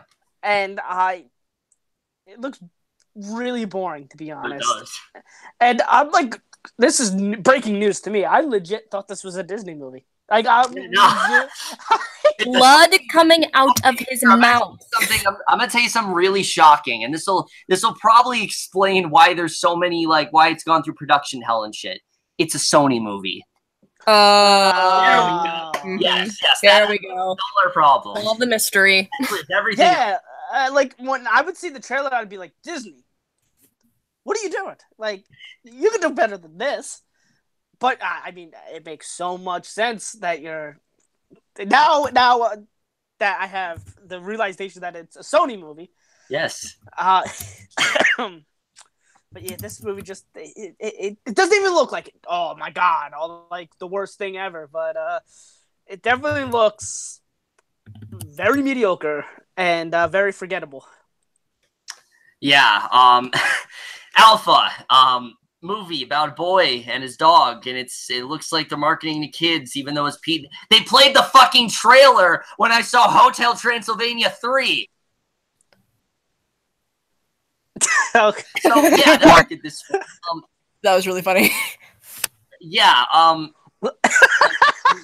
August 17th, I guess. Look forward to it. What's happened? No, you were like, it was like Hotel Transylvania 3, and then you like froze, and I'm like, oh my god, Kevin's dead. That's great. His anger just messed up his audio. Yes, this movie killed me. Beautiful, beautiful. All right, man. You're introducing the next movie. Go ahead. The next movie is something that I wouldn't quite say I'm excited for, but something I am very intrigued, and I want to say for all the wrong reasons. And that is Billionaire Boys Club. Now, the reason I am very intrigued by this is because a not so well-known man, a very, very small actor, you know. Christopher Plummer. No, not Christopher Plummer. He goes by the name of, I don't know if you guys heard of him before, but goes by the name of Kevin Spacey's in this. Oh, shit. That was one of my first thoughts, too. Well, great man. Yeah. Great man. Yeah, Did nothing wrong. I feel like, for me at least, this is a meme at this point. Yeah. For the simple fact that Kevin Spacey's in this, and, like, I legitimately thought Baby Driver was going to be the last movie I've ever saw him in. You know, with all that went down, and I guess this is going to be the last movie I'm going to see him in. But other than that, it does have two actors that are very young and I think look to have very promising careers, and that's Ansel Elgort and Taron Egerton. Yep. They're both great. I love them both. And, you know, I mean, like, this movie doesn't look bad from the trailer, and I've seen the trailer quite a few times, but I think I'm more excited of it, not because I think it's going to be a good movie, but I think that, you know, like, I'm more excited because this is going to probably be Kevin Spacey's last movie ever. Mm-hmm. And I'm surprised that you know, and I was like, I'm genuinely surprised they like didn't like cancel it, and I actually read up about it, and the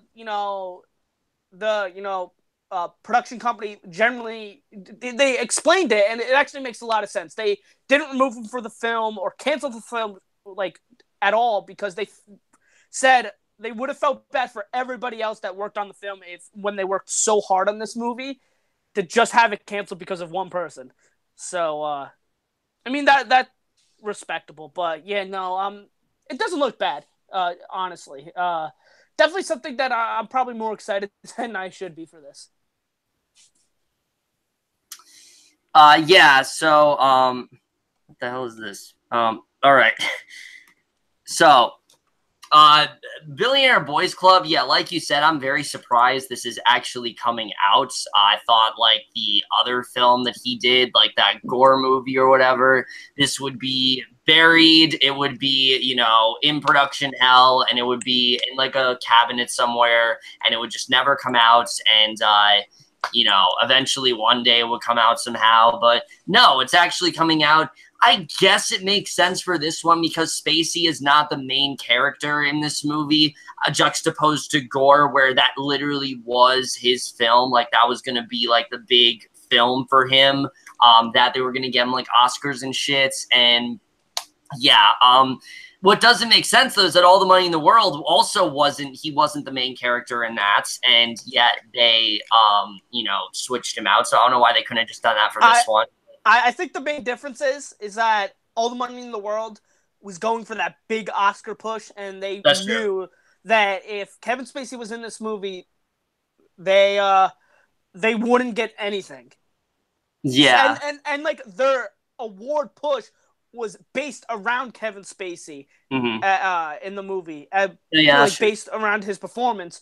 But I guess this is different. I guess they're not confident that they're going to get any awards or nothing. So yeah. Yeah, I don't know. All I can say about this movie is I haven't seen the trailer. I want to go into it pretty blind. I rented it for $10 on iTunes. I don't know why it was fucking $10, but I rented it. So of course you did, Kevin. I'll watch it at some points, and I'll give you my thoughts on it then. Hailie, go ahead. I got nothing to say. So I have here in my notes as I was watching the trailer, my first headline was Ansel Elgort. Yes. And then right after it, I wrote, oof, ... Kevin Spacey. And when y'all were talking about, like, either canceling it or just releasing it anyway, my thought was, what if they just had, like, a censor bar over him throughout the entire like a distortion thing. Just put Christopher Plummer's face over him. It's like his name comes up in the credits. They just have it blurred out. Well, I thought, honestly, like, if it was going to be this big of an issue, maybe they could have, like, quietly released it on Amazon or on DVD.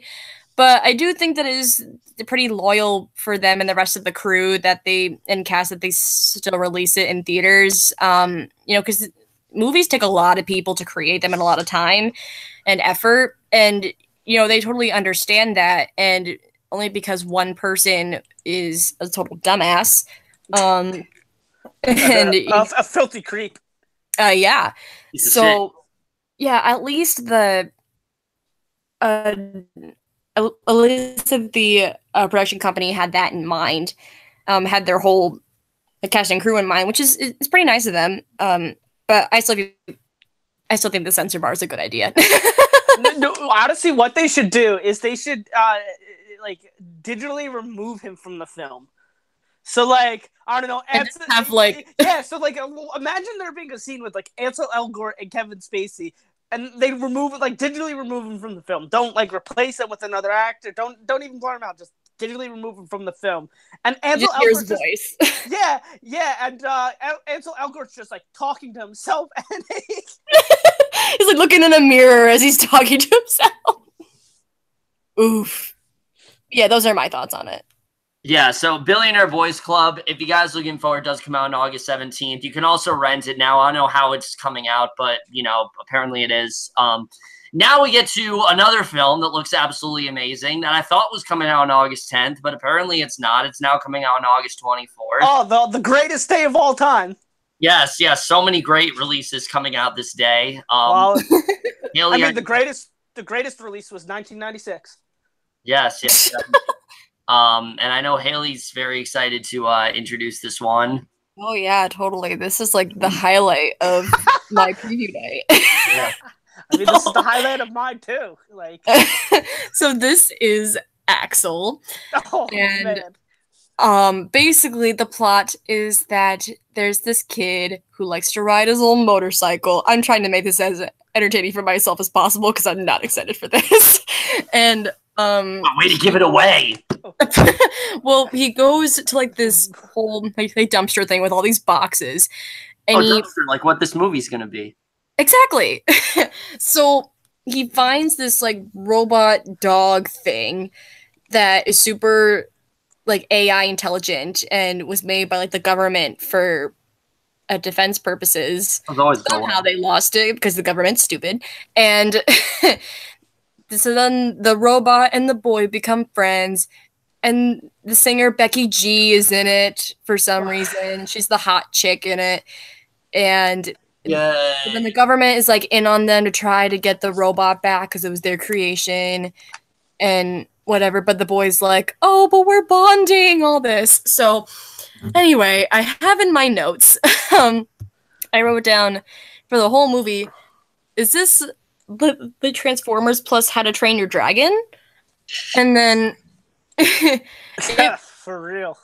And literally this trailer reminds me of, I don't know if you guys remember this movie, but Monster Trucks with that's exactly literally what this reminds me of. Yeah, I mean, it's like spot on. I'm heavily convinced that like the same, or that like another production company was like, oh, that movie was okay, let's do it better. Not. And honestly, I feel like Becky G should be making more music than starring in things like Power Rangers. And hey, I like Power Rangers. She's good in that. Yeah. Anyway, I liked Power Rangers. I did too. I thought it was a lot of fun. It was a lot of fun. Joy. Yeah. So, yeah, I think that it's unbelievably generic. It's another boy and his AI dog story. And it's so much like other movies, like Transformers. Like the one we just talked about. Yeah. The boy and his dog. Yeah. It's the How to Train Your Dragon. It's the Transformers. It's the Monster Trucks. It's all that. It's a boy and his mechanical machine and a hot chick. And that's about it. All right, Andrew. I, for one, I don't know about anybody else, but I, for one, am genuinely surprised that this movie had not come out already in January, because that's what this movie screams to me. January, it screams shit. Like, oh man, damn. I remember legit. I remember watching the trailer for the first time, and legit, all I could think about goes, yo, dude, this is a ripoff of Monster Trucks. And that's a bad thing because Monster Trucks was hot garbage. I mean, I didn't hate it, but you know. Kevin, shut up. Yeah, Kevin, it's my turn to talk. Damn it. That is a C+ movie, okay? It is easily not good. It's easily a D. A C, actually. Oh, and I didn't even mention this, but like the actual design of Axel the dog, as not real as it looks, the actual design and like concept of it isn't that bad. That's the one thing I find redeeming about the trailer, is that it's nice to look at. It looks all mechanical and like shiny and whatnot, which, you know, gives people something to cool look at. Well, it just reminds me of fucking like Goddard from Jimmy Neutron. Yeah. Oh my god. Oh my god. That's it.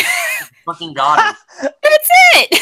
It's just Jimmy Neutron live action film. There you go. Boom. This is. But like, it legitimately the same thing as Monster Truck. You know, you got the uncharismatic, handsome boy, you know, who befriends something that he should not have befriended, and you know, you got his really attractive girlfriend.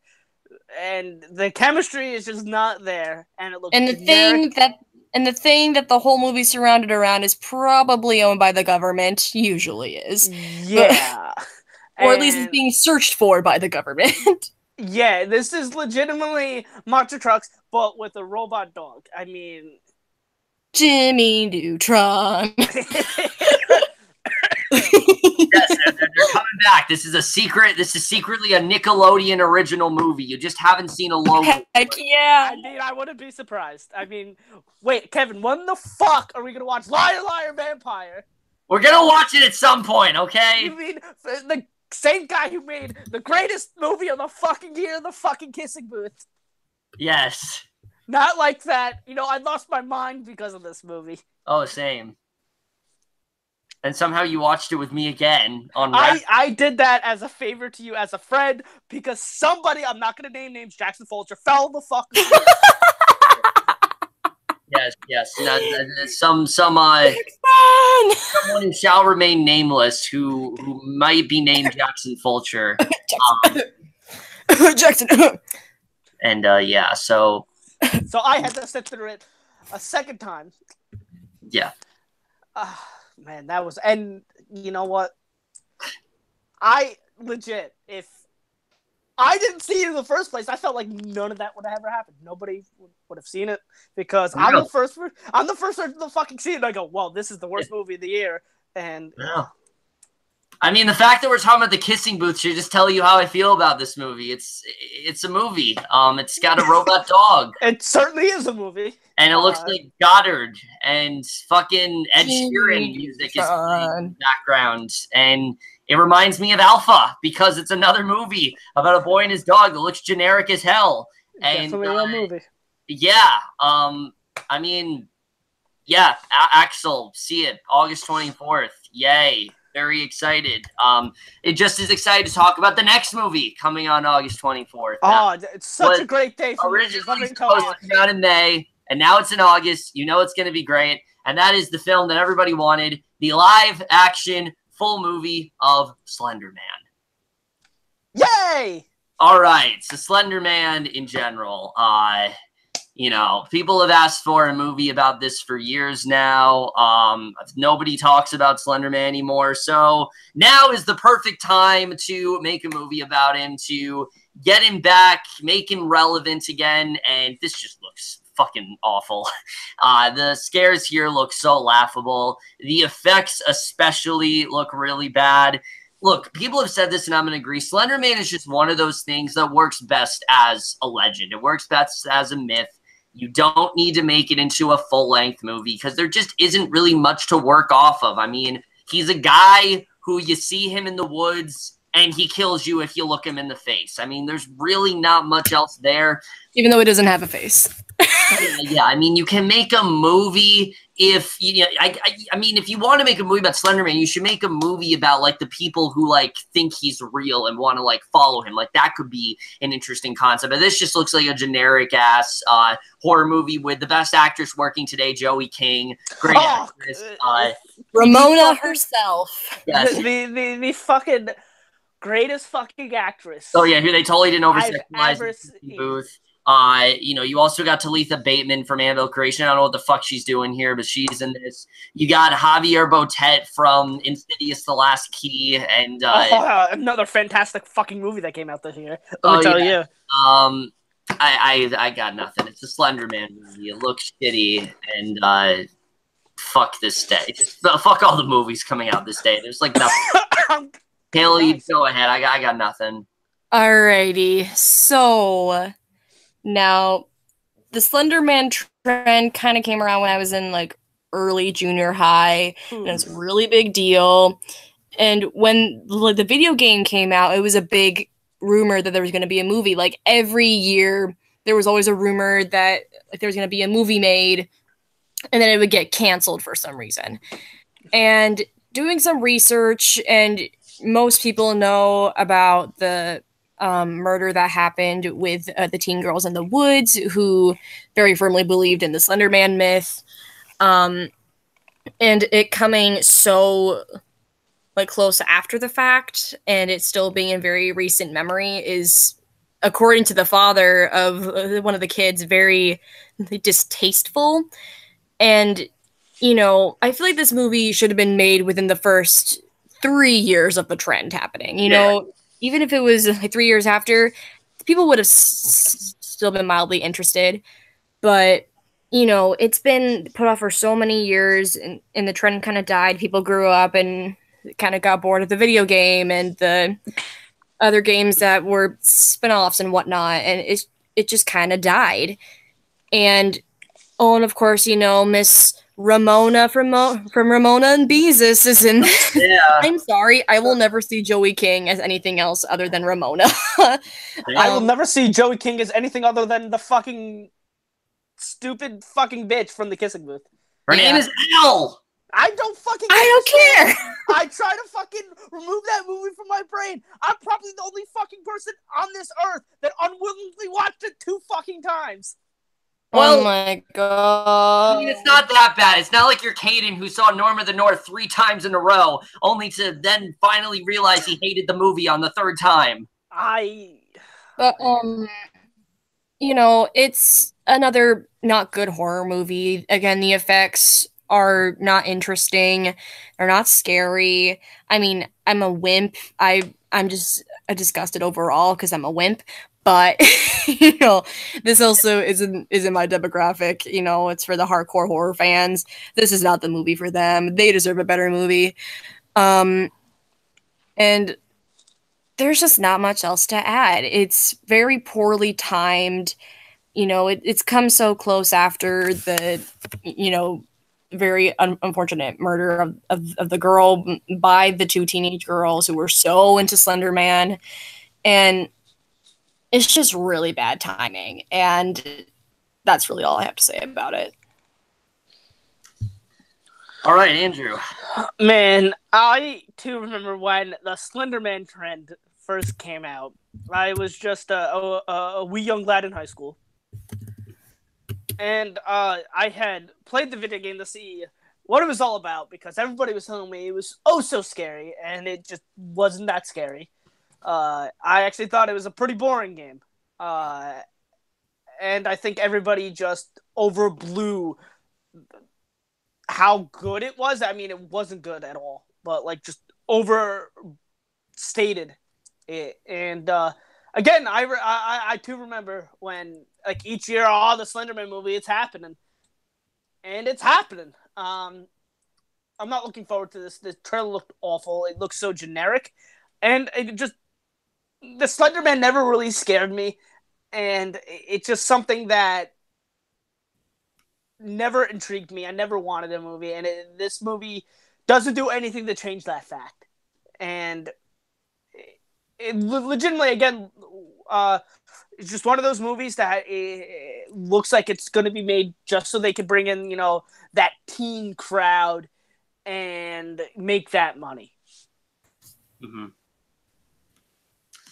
Yeah, so Slender Man, I don't think anyone really cares about this movie, honestly, especially the fact that it's literally at the end of August. These are like the movies that nobody really cares about. And yeah, August 24th, Slender Man. I mean, again, like Hailie said, if they would have released this like 2 or 3 years ago, or like when the Slender Man, when it was really popular and a lot of people were talking about it and it was really at its high point, I'd say, then that'd be the right time to release it. Or like when that incident happened with like those like 12-year-old girls who like stabbed that one girl that was, and it was really fucked up. Like that would have been a good time to release it, but no. That definitely would not have been a good time. That would have been very sad for the families, Kevin. I got a good idea. How about in the sense that it was relevant is what I'm trying to say. In the sense it was relevant would have been a better time to release it now when nobody's really talking about it anymore. But yeah, if you are looking forward, it does come out on August 24th. And now we get to another great film coming out on August 24th that Andrew is very excited about. It stars his favorite actress of all time, and I know he's hyped for this one. So hyped. I know what I'm not doing on that day. But anyway, the movie is The Happy Time Murders. I mean, Melissa McCarthy, you know, just easily one of my least favorite people in, you know, movies. Also stars Elizabeth Banks. Also someone I don't like. Maya Rudolph. Someone I also don't like. So you can already see that, you know, this movie, it just wants me to go see it. But honestly, the trailer wasn't terrible. It has some promising parts in it, but it still doesn't look good. The only thing there's like 2 things. One, this has been a weird year for comedies, where all the ones that seem like they're going to be complete garbage actually end up being really good. And the fact that it's directed by Jim Henson's son, Brian Henson, yeah, seems good. But I don't think that that that really redeems it too much, and it just ultimately something that I feel could be good and should be good, but probably won't be good. Yeah. For me, with this movie, I think, look, before the trailer came out, I was actually really excited for this because it sounded like something really different from Melissa McCarthy. They were kind of billing it as like this thriller about these puppets that are murdered, and I'm always down. I love Avenue Q. Like that's one of my favorite, like really that's one of my favorite like Broadway comedies out there. I think that's such not only a little bit racist. Not only is not only is it a really great, just really funny comedy, but actually is a very relevant, I think, look at people who are out of college and trying to find what to do in life and things like that. Like it's a very good look at that. This, on the other hand, it just looks really dumb. But there are things that I do like about it. I like that we do have mostly the same puppeteers that do like the Muppets and things like that. And the fact that it is helmed by Brian Henson does have me a little bit hopeful.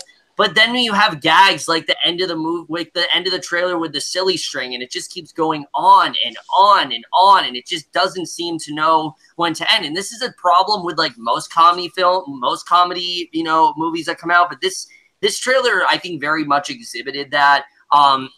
The whole joke with them thinking that Melissa McCarthy is a dude and they keep asking her if she wants to, like, if they want to suck her dick or something like that.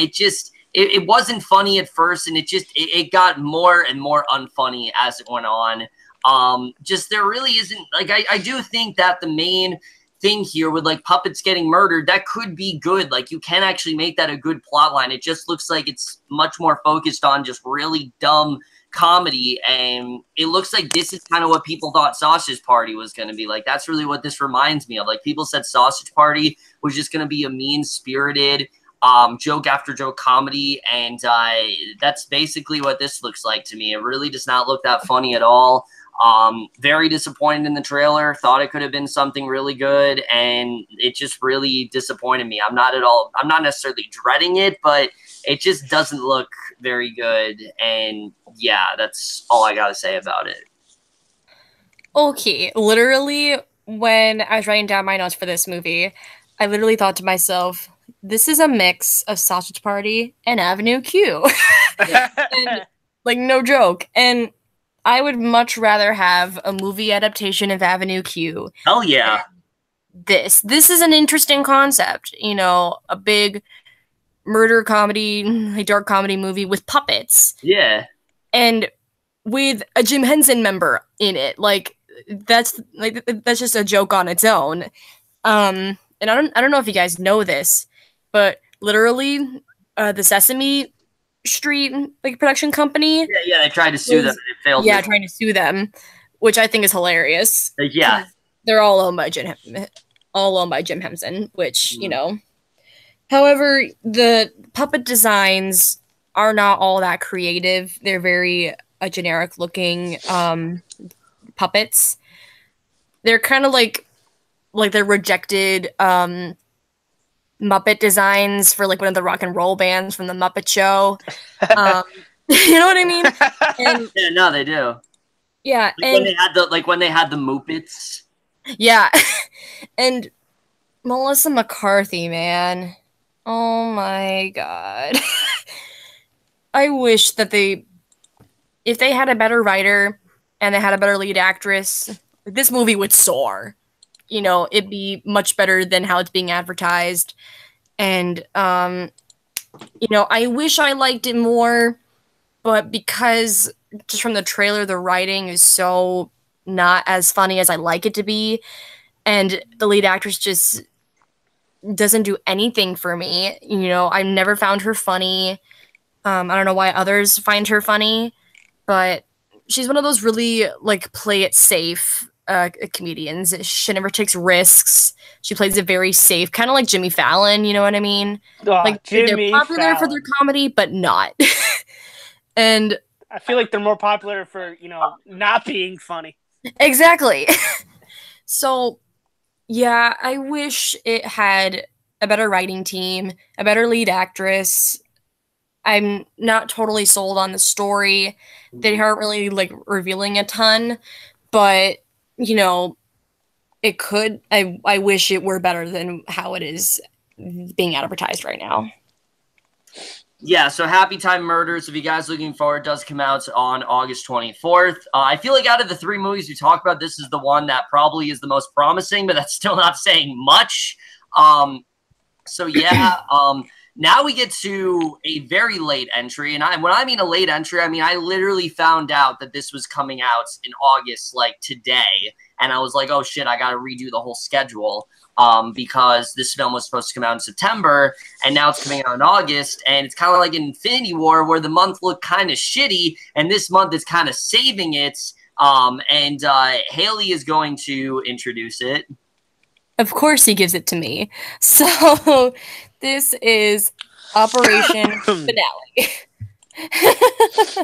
This is Operation Finale, and my first trailer, another summarization, was, oh my god, Papa George from Hugo is a Nazi.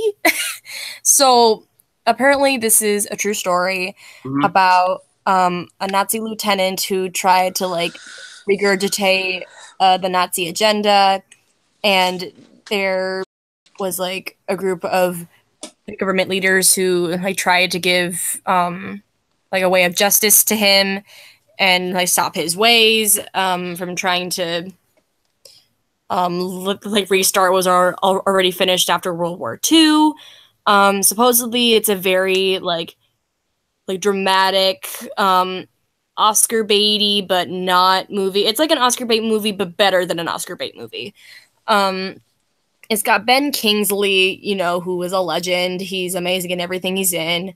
And, you know, it looks really promising. I'm not a big wartime movie person just because it makes me very uncomfy, you know, especially with things like Nazism, you know, it makes me really sick to my stomach. Even in world history for a class I like had to step out a couple times just because I was like so uncomfortable. Which I guess is a good thing for this kind of movie. If it gives you like emotional feedback, then it's doing its job. But yeah, it looks pretty promising for the audience it's going for. And I can see why they're trying to push it back a little bit into August instead of September so they can get the tickets coming in faster, and they're going to get bigger reviews and accolades probably. So yeah, those are my thoughts. All right, so Operation Finale, this was originally supposed to come out in September, like I said, and I was really worried about this film because it was coming out on a very crowded day. You had The Predator, White Boy Rick, A Simple Favor, and Operation Finale all coming out on the same day. So I am actually really glad they moved it to August 29th because they wanted to avoid competition with those films because they're probably, especially A Simple Favor and Predator, are probably going to dominate that week for sure. I think this looks really damn good. Oscar Isaac, I think, definitely has Oscar consideration for sure. Ben Kingsley, I mean, he's already a lock, definitely. He will definitely be nominated for, like, Best Supporting Actor or something. This looks like a very well-done film. You know, we've seen movies like this a lot with someone trying to bring down Nazis, but this one looks really riveting. I wouldn't say, like, I'm absolutely, like, hyped for it or anything, but I think it does look really damn good, and I can definitely see this being a really great movie. And, yeah, I'm happy they moved it from August 29th, you know, from September to August 29th, because I feel like it definitely does have more of a fighting chance now, especially because it's in August where there's like nothing coming out. So yeah, but we'll have to see the way this one does turn out. I think it looks really great, and I'm hoping that it was a good decision in moving it all the way to the 29th. This movie, I saw the trailer actually for the first time today, and I'm actually kind of excited for it. Definitely shows a lot of promise. Again, it's weird it's coming out in August because it does feel like it's going to be one of those big Oscar movies, but it's coming out well before Oscar movie season. And I really like Jesus, Mother of Christ. Fuck Andrew. Shut up. I'm trying to think. You're trying to thought? Yeah. Clearly, it's not working. Yeah. But no, I'm a big fan of Oscar Isaac. I mean, he's really good and to great in everything I've seen him in. Ben Kingsley is, a legend. I mean, he is proven to be an Oscar favorite. Mm-hmm. And even in something like, Iron Man 3, I thought Ben Kingsley, even though the character was written like terribly, I consider myself a teacher. He just did the role very, very well. And I really enjoyed the trailer. The trailer I really liked. And again, it's not something I don't think I'm going to go rush out to see. But definitely something, if I got nothing going on and, I got nothing to do, I'll definitely go see it if it gets those good reviews. Yeah, so Operation Finale, I already talked about it. Okay. Looking forward to Operation Finale. Here we go again.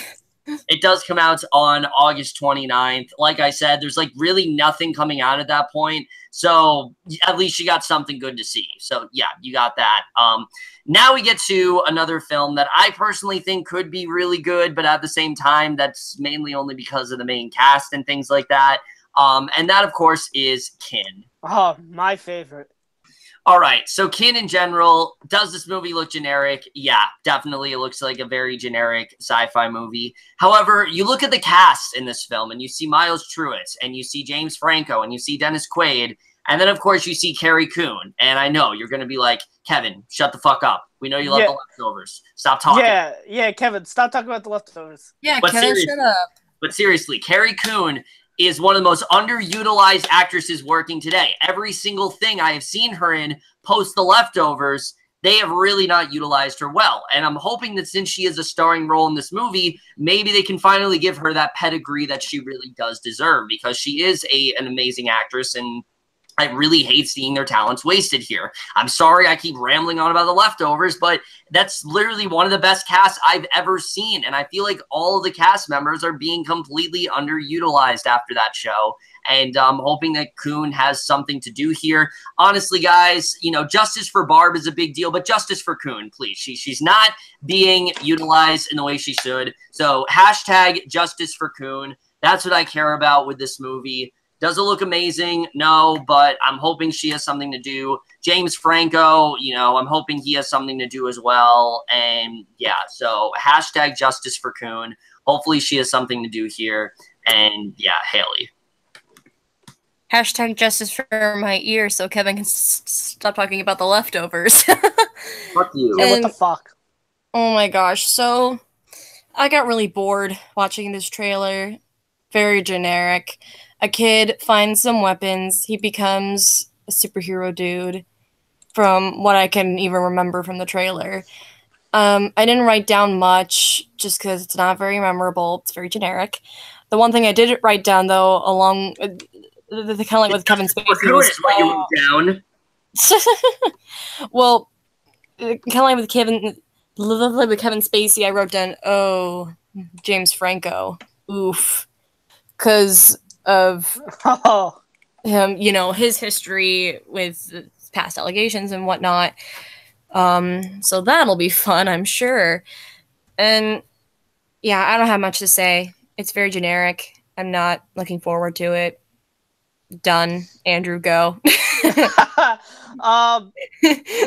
This reminds me a lot of The Darkest Mind, in the respect that it looks extremely mediocre and extremely forgettable and probably isn't going to be good. And I'm probably not going to see it in theaters. And again, I just don't have much to say because I just don't care about this movie. And it looks not good. All right, so if you guys are looking forward to Kin, which I feel like there really aren't many, it does come out on August 31st. Now we get to another film that I really don't give a shit about, but Andrew's going to introduce. The only reason I give a shit about it, or have to, is because I got to introduce it, and that is what is not a dirty version of Romeo and Juliet. Thank you, Andrew. just to clarify. But, yeah, that is Juliet naked. I saw the trailer. Actually, I heard it for the first time. When Kevin sent out the list, I'm like, "What the fuck is this movie?" And then I saw the trailer for the first time today, and it didn't look good. It looks very generic, very cliched. I mean, Ethan Hawke looks like he does give a good performance, but overall, as a movie, it just doesn't look good. I don't know. This just doesn't seem like a movie that is made for me, and it probably won't be for me. Maybe somebody will find enjoyment in this movie. It just certainly won't be me. All right, so Juliet Naked for me, yeah, this looks whatever. Rose Byrne's in it. It's about her and like this, I guess, like rock star or whatever that she tracks down. I mean, Ethan Hawke is in it. I don't know why. It looks whatever. I got nothing to say. Hailie, go ahead. I have a confession to make. What's up? What? I'm intrigued with this movie. Hey, listen. Here's why. Okay. So, for some reason, the one chick from Peter Rabbit is in it because she's a British actress, and that's what you do with her now. And, I watched the trailer. I found it kind of funny. Not, like, celebrity funny, but, there were some good moments for me. I'm obviously falling for, like, the whole, oh, it's a girl's fantasy to, live with a rock star or whatever, but I don't care. I don't know why I think the rockstar dude is somewhat intriguing, I guess. However, from what the trailer is telling, he keeps saying, like, oh, I could be the real guy, I could not be. I'm sure he's gonna be like a fake and say like, I just wanted to get to know you or whatever, and it's gonna be like this whole like third act misunderstanding or whatever. Probably not. I'm not a genius, but I'm unlike these two guys over here. I'm slightly intrigued with this. I will probably be disappointed, but I don't care. That's my opinion. All right, so Juliet Naked, if you are looking forward, does come out on August 31st. And now, guys, we finally get to the last movie here, one that I'm actually really looking forward to, and Hailie is going to introduce. Okay. It's called The Little Stranger. Excuse me. I'm sorry that I'm sorry that I am dying of the bubonic plague on your podcast. No. I'm trying to wrap up here. You're interrupting me. Oh yeah, I see your hands. They're turning black. Oh no. Oh no. Like the one guy from Shape of Water. Okay. The Little Stranger. I think it has the one guy from Wonder Woman as the main character. He looks a lot like him. I don't know if it's the same guy. I think it is. He comes back to this old historic house that he was in like 30 years prior to the present time when he was a wee child. And he comes back. He's now a doctor. And turns out the house has been having some mysterious happenings. There's like voices or people like ringing bells, even though there aren't these people in the room that they're ringing the bells for. The homeowner is played by the mom from Saving Mr. Banks, who has the most arched eyebrows I've ever seen in my life. And, I always find her face very entertaining. She's very expressive. But supposedly everyone in the house pretty much goes insane. I wrote down yet another old historical house horror. And at least it's different that the doctor had a past experience with the location instead of like with The Conjuring or The Exorcist, where they just walk in not knowing anything about the place and learning about it throughout the entire movie. He had an experience as a kid like 30 years ago, so he knows a bit about it and like in its former glory or whatever. I don't know. It looked like a very generic, psychologically scary movie with a doctor. Things go crazy, of course, because it's a scary house. And, you know, there's a scene where, you know, this maid comes in and she's like, "Why are you in here?" And she's like, "Oh, you rang for me, miss." She's like, "No, I didn't." Oh my gosh, there's a ghost. So, yeah, I don't see a ton of potential in it. I mean, maybe there's something good about it. I don't see much hope in it. I am done. All right, Andrew. I'm definitely very intrigued by this movie. The trailer, it was pretty good. I know Domhnall Gleeson's in it, and I very much like him as an actor. And the premise just overall seems something that is very good and something that just very much intrigues me. It does. Okay. Don't die. I'm dying. All right, I'm good. No, I'm not. Oh no. Something that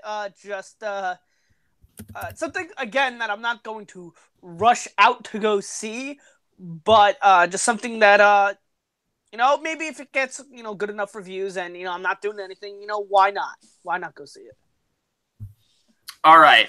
So, Little Stranger for me, there are two reasons I'm very excited for this. One, the cast here is stacked. You got Domhnall Gleeson, Domhnall Gleeson, I'm sorry, Domhnall Gleeson, Ruth Wilson, Will Poulter, Charlotte Rampling. I mean, just an incredible cast right there. And it's directed from the person who did Room, which Room, really? Not The Room, Room. The Room? No, Room. Well, I know who directed The Room. No, I'm talking about Room, which was one of my favorite movies of 2015.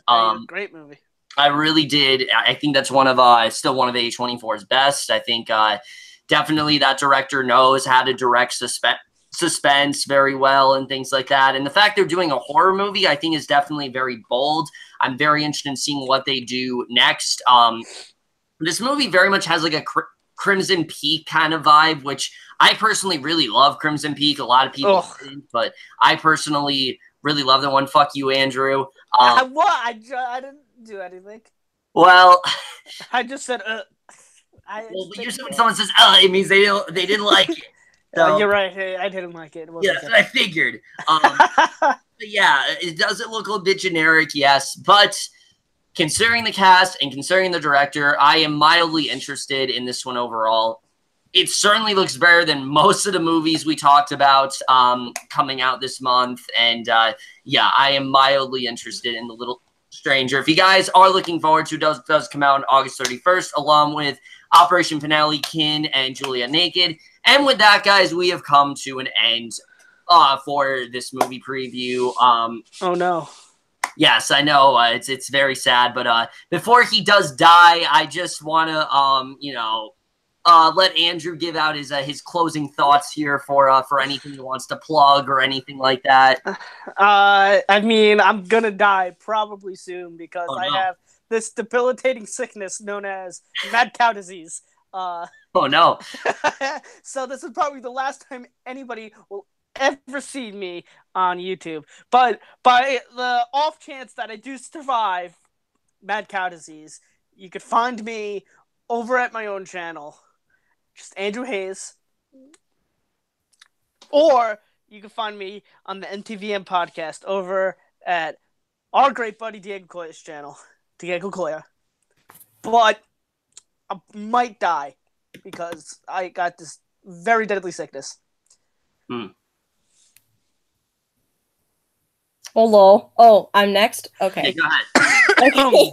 Well, I have two things. One, this was fun. This was dope. I'd love to do this again. I'm very tired, so I'm very loopy. In case you can't tell. This is loopy. You should talk to some other people we know. That's if you want to follow me on my Instagram, my username is the.hailie.ann. Please don't misspell my name. I will find you. She will find you. You should definitely spell her name. This is definitely, you definitely spell it with an Hailey. That's definitely how you spell it. Oh my God, Kevin, I will murder you, Kevin. She will find you, and she will kill you. And then, of course, my final statement. Animal crackers in my soup to nuts, my peas and cubes. So yes, I just wanted to make it known, Kevin, when I do die, which is probably going to be in the next 2 minutes. Okay. I want that played at my funeral. Okay, yes, we will. I'll sing it at your funeral. We do a double feature of Duck Duck Goose and Animal Crackers. I really hope I don't die. Yes, to celebrate your funeral.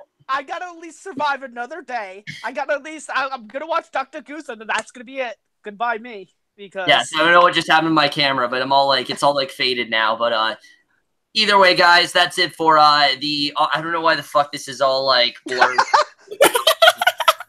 This is a great way to end this. What the fuck, Kevin? This is a really great video. I don't know why this is all fucking blurry now, but I hope you guys enjoyed this video overall. Check out these guys' channels over here, even though Hailie doesn't make videos. I shall soon. Yes, but that's it for this video. Hope you guys enjoyed it. We'll see you guys in my next video, and we'll see you guys for that. Okay, bye.